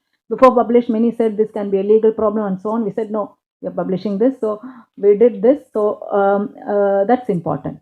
Then an outbreak is not a one time in your lifetime. If you are in infection control, you are taking care of infection control, you will have many things. So recently we had a sequel to a pediatric cardiac ICU where we had 2 children who had XDR-KP grown in their respiratory sample as well as in the blood sample. And if you look at that susceptibility report, it is resistant even to Cefepime-zidebactam and Aspergillus. So that actually scared us. So we thought this is going to be headache. Unless we know this, where it is coming from and how this, we don't have any antibiotics to give. So they both had identical AST of all the 4 isolates, CT and blood, and in 2 children. So what we did, again, we did the mapping, and we found that the first baby came as a referral from Tamil Nadu after a long hospital stay because of the complex congenital heart disease. And at admission, the baby had a colonization with this bug, as you can see here, the ET group KP. So at admission, this culture was done. And then this stayed for a few periods in the ICU and went on for surgery and then came back to cardiac surgery. That is when the overlap with the second case happened and the transmission. So we didn't do any genomic studies to understand the molecular level characteristics, because by the time we understood, the sample is already discarded. So we know that this is a cross transmission. So we had to put in rigorous IPC practices. We had to retrain the nurses for hands-on training and so on. So this obviously is a propagated source. So it's important that the early detection is important. Outbreak recognition is very, very important. So you make a case definition at the earliest. It may be wrong. You can modify as you go on. Syndromic surveillance is important till you get a microbiological diagnosis. If you have an encephalitis syndrome, you make that as a syndrome as an outbreak definition first. Then you can add the etiology. Denominator data is very important. What we lacked when we started Acromobacter, this thing was denominator data. Then we went back and gathered last 2 years. Then we know that we didn't have. So having a denominator data is very important to understand the impact or whether this case is a serious one. Then only you will know that these cases exceed the baseline. So the critical point is most outbreaks are declared late because baseline endemic rates are poorly defined. There's a failure of routine surveillance. We don't do that. And we always do as an outbreak response. Investing in inter-outbreak surveillance is as important as during outbreak, and probably in future AA can help in all this alerting the outbreaks. Coming to second aspect, since Dr. Jacob wants also to touch upon the outbreak, IPC aspect during an outbreak, I'll just touch upon, not in detail. So there are several aspects of IPC response. Some of them I have already covered, like I have covered detection, recognition in number 2, incident management, transmission precautions I will deal, cohorting, hand hygiene, environmental cleaning, PPE strategy. These are the things I will be covering in this. So coming to transmission-based precaution, it all depends on mode of transmission of that agent. So generally for contact, precaution is applied for all those VRE, CRE, C. diff and norovirus. And for this, what PPE is used is for contact precautions, gloves, gowns, and dedicated equipment and single room. Nurses sharing should also be avoided. If you have an outbreak, they have to be cohorted. Droplet is for influenza who is not intubated, RSV and meningococcus and pneumococcus and pertussis, and it needs only a surgical mask, and if you're in close contact, eye protection. Airborne, we need N95 mask, example being TB, measles and chickenpox. Even now COVID is a big controversy whether it is airborne or droplet. Fecal-oral, you have to have an enhanced contact and environmental cleaning as well. Best example is norovirus and C. diff, where your hand hygiene is soap and water. And vector-borne, it depends on what vector. If it is mosquito, you have to provide all the prevention of mosquito nets and so on. The key thing is, if there is a respiratory outbreak of uncertain etiology, give the highest protection, airborne isolation till you have an identification of that. Again, if you find hemorrhagic fever, airborne plus contact till you know the diagnosis, because we don't want a healthcare worker getting affected by a outbreak. Then cohorting strategy, these are the 3 zone cohorting models, zone A, B, C. A is confirmed cases where you wear full PPE, there is no cross duty allocation for nurses. Okay. Zone B, again, they are awaiting results. They have the syndrome, suspected syndrome. They are awaiting results. Again, they should be managed only both those allocated nurses with full PPE. Zone C is unexposed or protected or confirmed negative, and then they again should not be in contact with A and B, and again the nurses should be separate. They should not go to B or C one day and then come back to A. The PPE is here is only standard precaution. Hand hygiene, I am not going to say much. You all know alcohol-based hazardum is the best one, and for soap and water for C. diff and norovirus because they are not killed by alcohol-based. Environmental cleaning is very important, especially in an outbreak.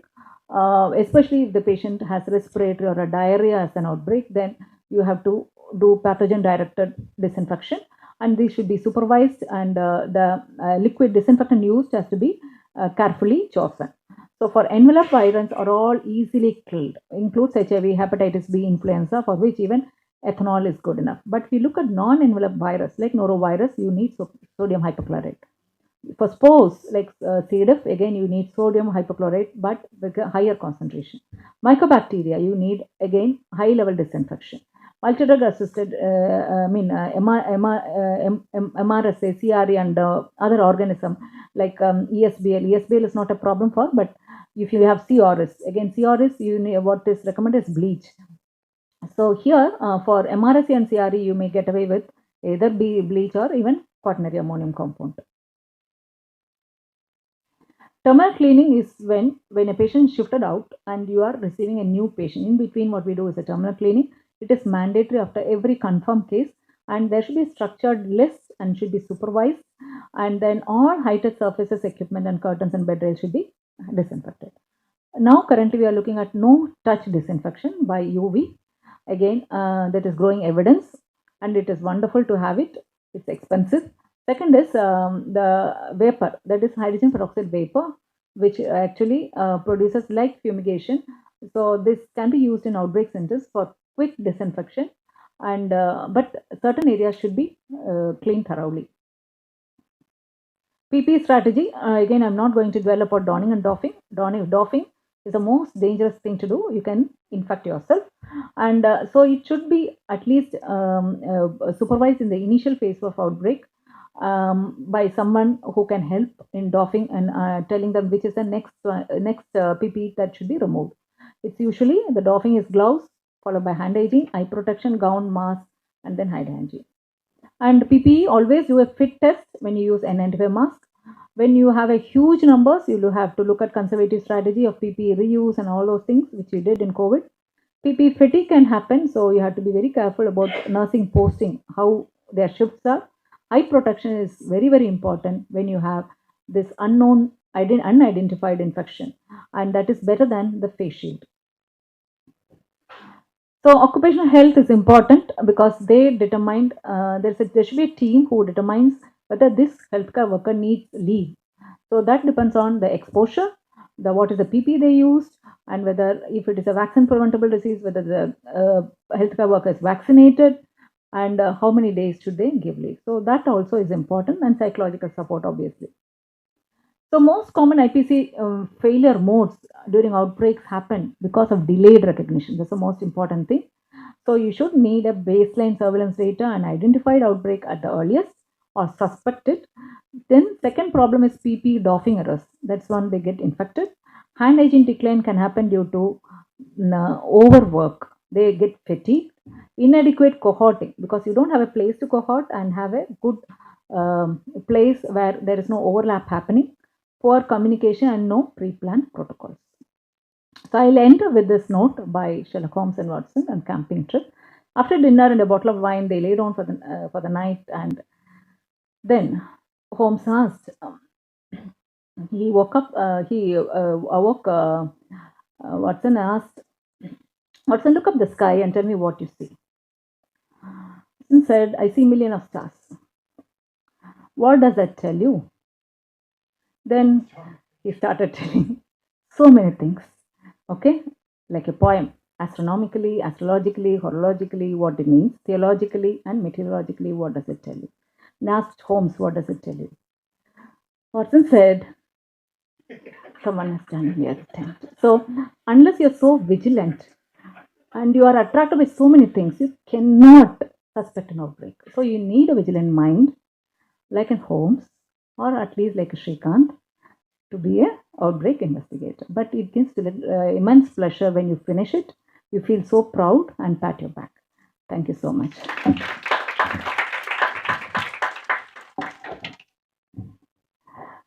Questions?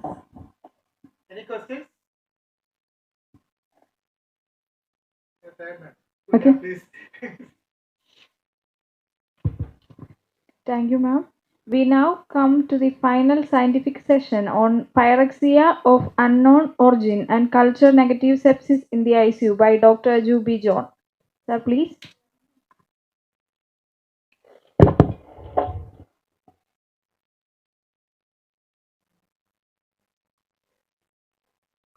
Thank you, Jacob sir, again for the opportunity. So this topic is a different one, similarly related to the previous one only, but it's a different one regarding PO in ICU. Okay, so it is regarding culture negative sepsis. So what are the things which leads to culture negativity? The first and foremost will be a previous treatment, like a previous antibiotic treatment. That will be the first cause. Then will be fastidious organisms, tropical infections, fungi and intracellular bacteria. Then there will be logistical problems, transportation delays, all those things. So those things we all understand. Okay, regarding blood culture, this I have already told. We have to take at least 40 ml. If preferably, you can do in automated systems. Here I think it will be done in automated system, but in medical college it will be the conventional method. So depending upon the hospital. Okay, this study I think must be familiar to you, all of you, since you are all critical care specialists. And this is done in 2023. This is about culture positivity. Regarding culture positivity, many organisms were found. Most of them, as we expected, it will be Klebsiella, E. coli, Pseudomonas, Acinetobacter, and then there are some rare organisms. Okay, now coming to the PUO in definition. There are so many definitions for PUO. Classical definition is, we all know the classical definition is long period of 3 weeks duration is there, 2 weeks duration is there. Now 3 days of duration is there. So many definitions are there. So definitions change from place to place. A definition which is relevant in US may not be relevant in India. Maybe it may not be relevant in Africa. So it depends upon the availability of the facilities.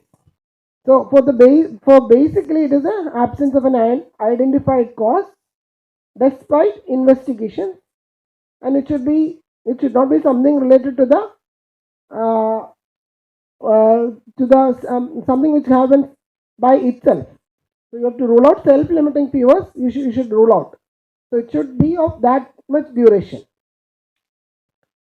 And even with all the investigations, now we have a lot of investigations, including sequencing. With all these investigations, 51% is still unidentified.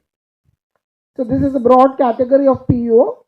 It can be classic PO, nosocomial PO, which is subdivided into for ICU and non-ICU. Then immunodeficiency associated PO, which is again subdivided into organ transplant related.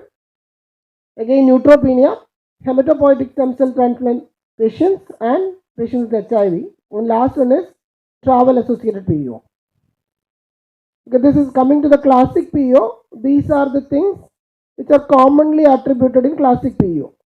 It could be infections, it could be something like cancer, could be autoimmune conditions, and miscellaneous causes. Common infections will be as PO, will be tuberculosis, endocarditis, occult abscesses, you have to remember melioidosis in this, occult abscess, Whipple's disease, enteric fever, secondary syphilis, and zoonosis like brucella, Q fever, leptospirosis, rickettsial infections, and histoplasmosis. And cancer, mainly it is a lymphoma, leukemia, but it could be renal cell carcinoma, hepatocellular carcinoma, atrial myxoma, metastatic cancers. Autoimmune conditions, adult onset Still's disease, giant cell arteritis, polymyalgia rheumatica, SLE, vasculitis, sarcoidosis. And miscellaneous causes, don't forget HLH in this. Thyrotoxicosis is there, drug fever is there, especially DRUS, factitious fever is there, all those things are there. Okay, the important non-infectious causes will be DRUS, serotonin syndrome, malignant hypothermia, neuroleptic malignant syndrome, adrenergic fever, anticholinergic fever. These things are more common in ICU, admitted with multiple indications. Okay, when you are dealing with ICU, how will you proceed? So in an ICU, the first and foremost thing will be the clinical stability. So if the patient is in shock, you treat for that. Start an empiric GNB, and if there are risks, as I have explained for neutropenia, start an empiric GNB, and if there are evidence of there are something suggestive of an MRSA or line infection, start on vancomycin. If there is neutropenia, treat as neutropenic. Don't forget tropical fever. As we are in India, tropical fever is one of the commonest cause of PO in the ICU. So rule out tropical fever. You have to rule out malaria. You have to rule out leptospirosis, scrub typhus, dengue. All these things have to be ruled out by relevant test. And you should send multiple PCR at this point of time if you can localize an organ. Suppose you can localize a joint infection, think of a biofire there. So respiratory infection, something like that. Okay, again, after stabilizing the patient, you will have to focus on history taking. That's because you are in the ICU. If it is a classic period, it is the other way around. So once you are in ICU, go through the previous record, consider partially treated infections, send blood cultures, chest X-ray. Then, if possible, the patient is in ICU, do a USG thorax. This will be a thorax and abdomen. Rule out any collection. Rule out HIV. That's very important. Rule out autoimmune conditions. Rule out malignancy. This is from the history and initial evaluation. Okay, once you have done this, you have not got anything, then you think of investigation. Investigations, there you will have to send biomarkers upfront because that will help you to categorize later. Then send HLH markers. This is important at this point of time. It's a crucial decision whether you have to start the patient in cirrhosis or not. That will come after a few days. So send HLH markers like ferritin, triglyceride, LDH, all those things. Then if possible, the patient is, you can shift the patient, you can try for a CT, you can get a bedside echocardiography.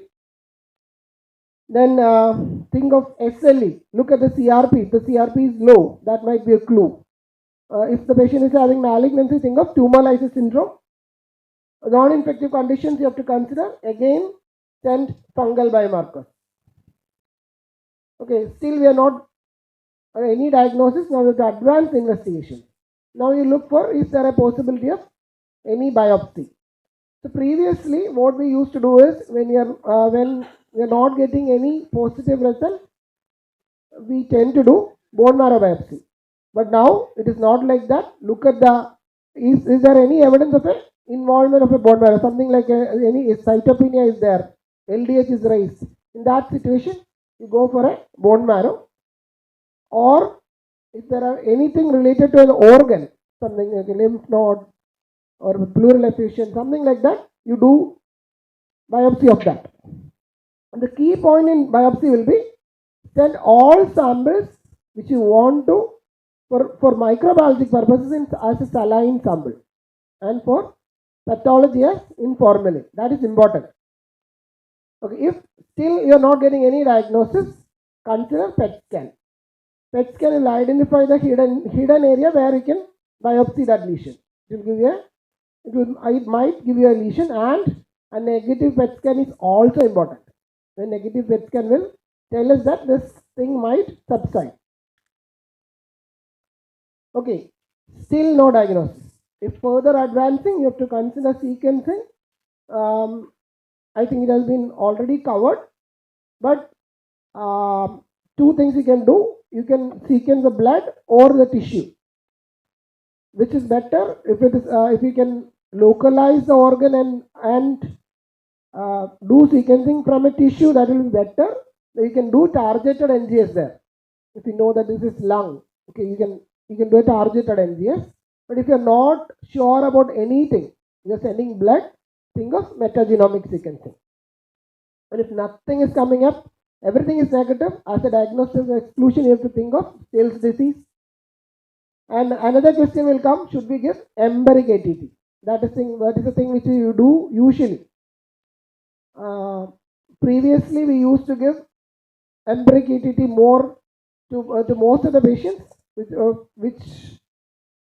were not improving.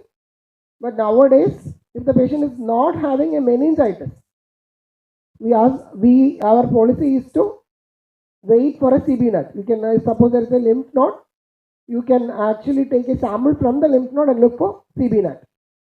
So, but if the patient is having meningitis, you can start on empiric ATT. And what about steroids? Should we give empiric steroids? So here comes the importance of the HLH workup. If the HLH workup is showing anything like that, you can give steroids. Otherwise, try to avoid steroids.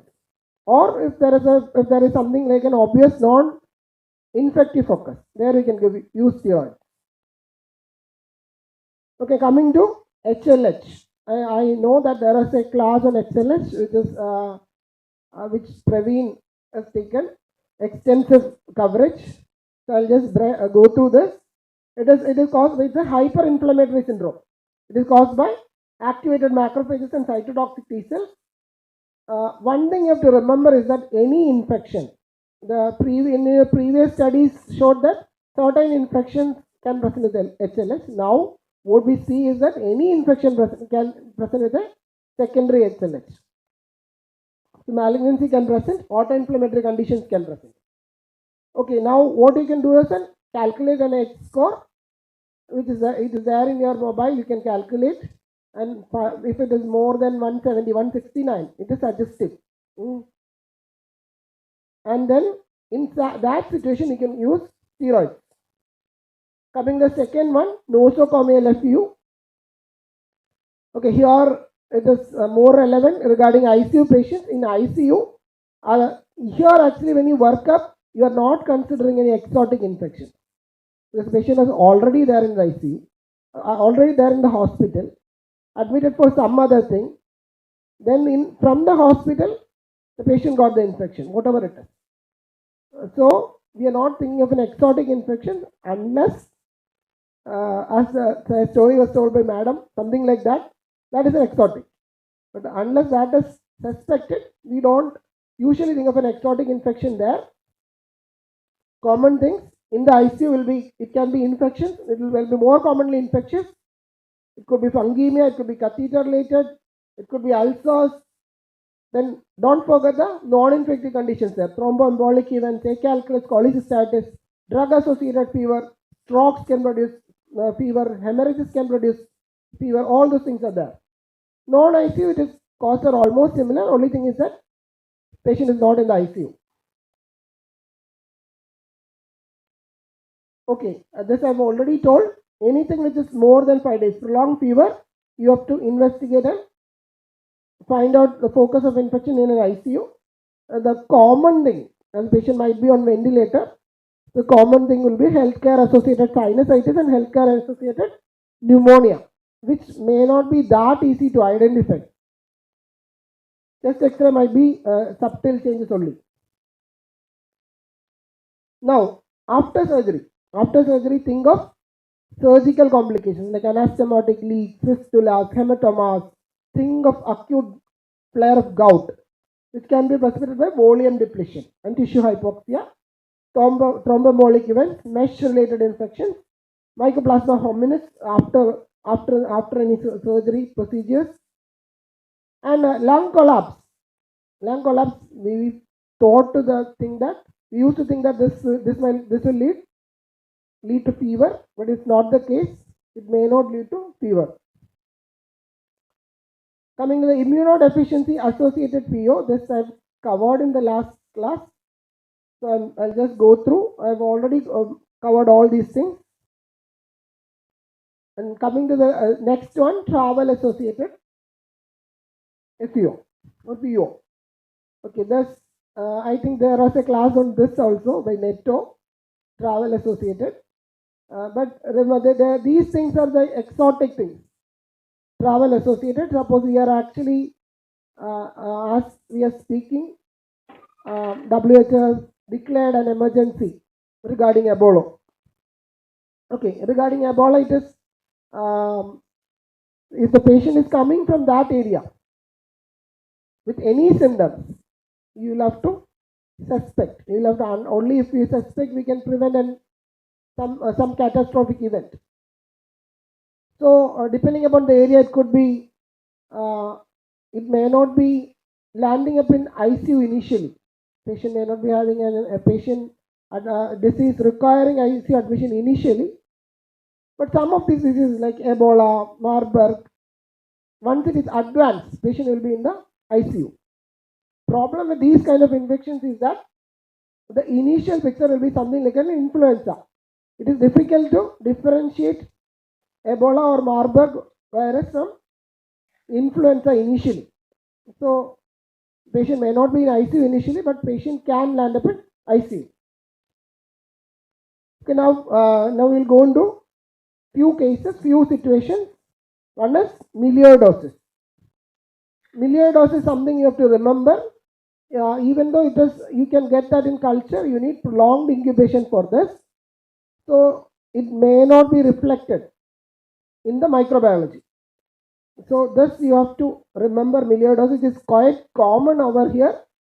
We in our department in Kottayam, we had actually recently had some 5-6 patients with melioidosis.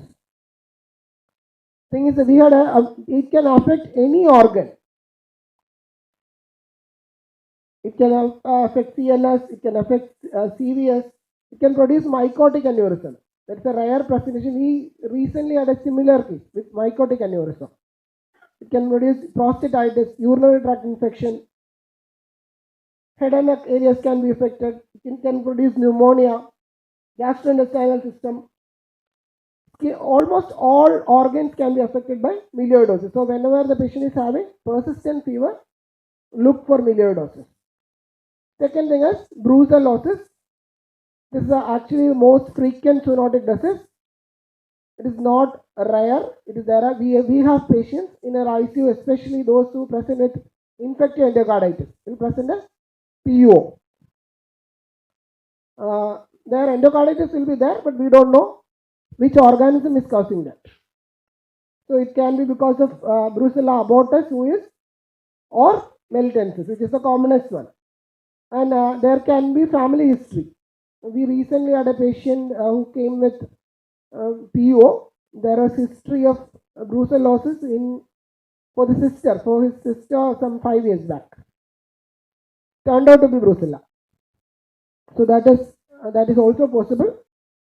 And it can produce, with brucella abortus, you can have granulomatous disease also. You can get confused with TB.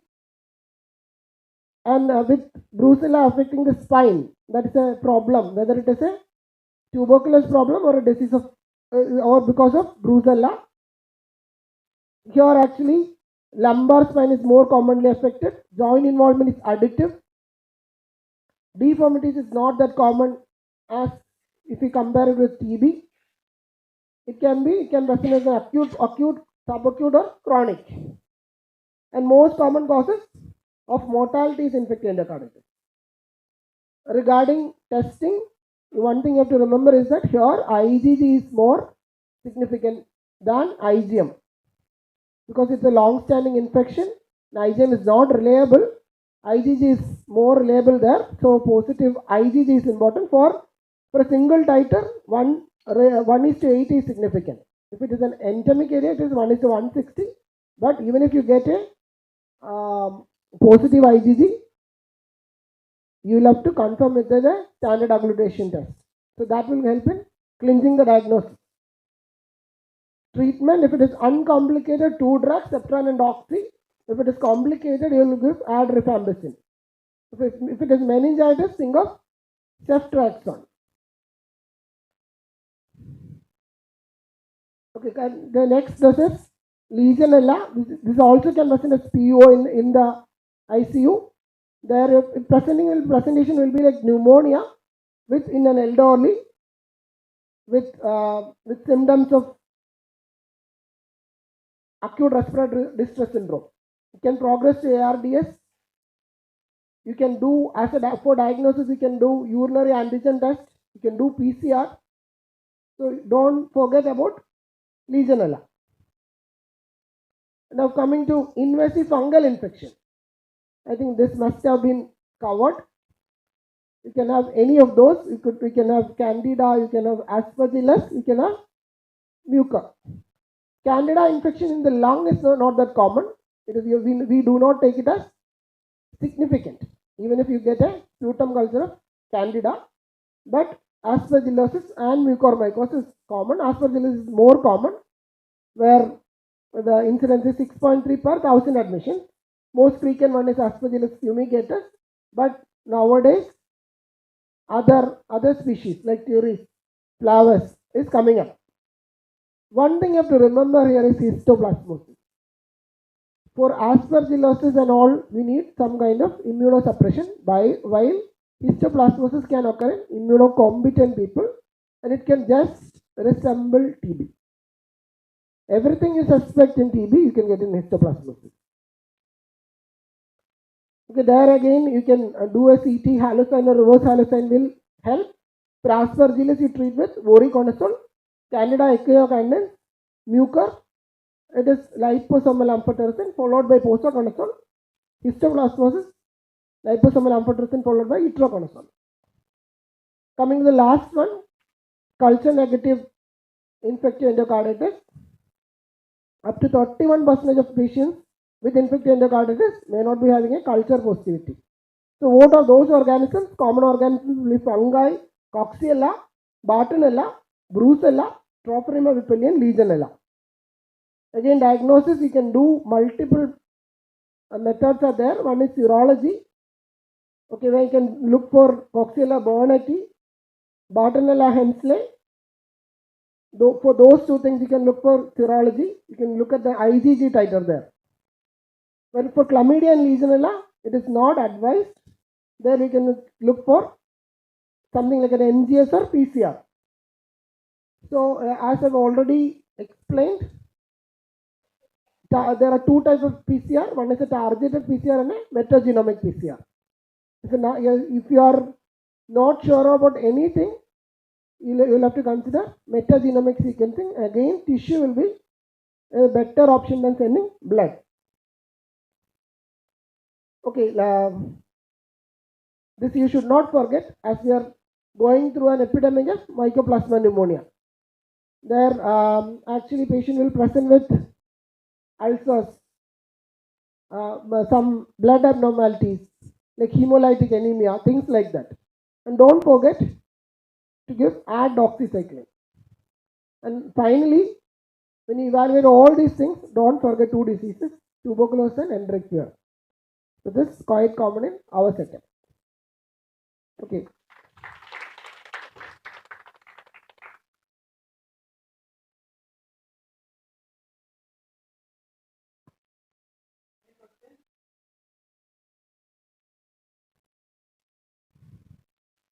Okay, so thank you. So that officially concludes our session of 2.5 days of ID in critical care. I sincerely thank you all for the strong enthusiasm and your support that you have given us. But again, I should be telling that this God's grace has always been with me, and I had the arrogance to just message all the speakers who came here. I didn't even call them up. I just said, sir, we are doing a program, please join us. And all of them, with their magnanimity, joined us, and they were extremely approachable. And I think they just cooperated like anything. So a huge thanks to all my faculties who came here, Dr. Arnaldo K, Dr. Rajeev Swami sir, Dr. Pyrexia, Praveen, Neto and Jubi sir also, I just sent a message, sir, Sunday was giving a topic, please come. I said, okay, boss, that's it. I didn't even call him to come here. Sadhukumar sir's daughter's marriage was on Saturday, and he came on Friday. He said he initially said he can't come. I said, sir, you have to come. He said, okay, I'll come on Saturday. I'll come on Friday. So that's the support that my faculty gave me. I cannot thank again the management, full support of the management, and of course the pharma companies. But last but not least, my team has been there. My whole critical care team has been there. I have support from Febi and Abarna, along with Jyotish. The whole team is there. Jyotish, Ashwati, everyone is outside. So just a team effort, and I hope it is useful to you all. I would be sincerely looking forward to your feedback. If you have any negative feedback, I'll be happy to receive it, because it cannot be flawless. So I'm open to all negative comments. The links the YouTube live is still going. It's stopping it right now. It's available on the Caritas site. So in case you want to refresh it later, please feel to refresh it. It's going to remain there. So because it is there, please don't ask me for any PPTs. You will not be getting any PPTs. It's available online on the YouTube. And I think that's it. We'll now move to the last session of the pre-paper presentations. So I request Anil Satyadasa sir, Nimi madam, Sajida ma'am, and Anish, please come. We'll start straight forward. 1 minute, 1 minute. Sir, is there any need for any routine intradermal antibiotic testing?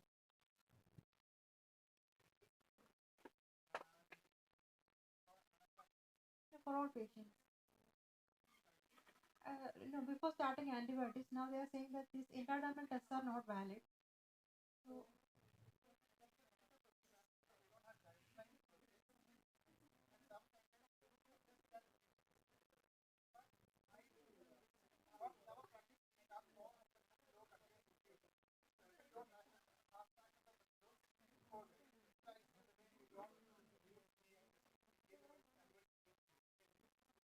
and what about the treatment of patients with beta-lactam allergy? How do you approach those patients?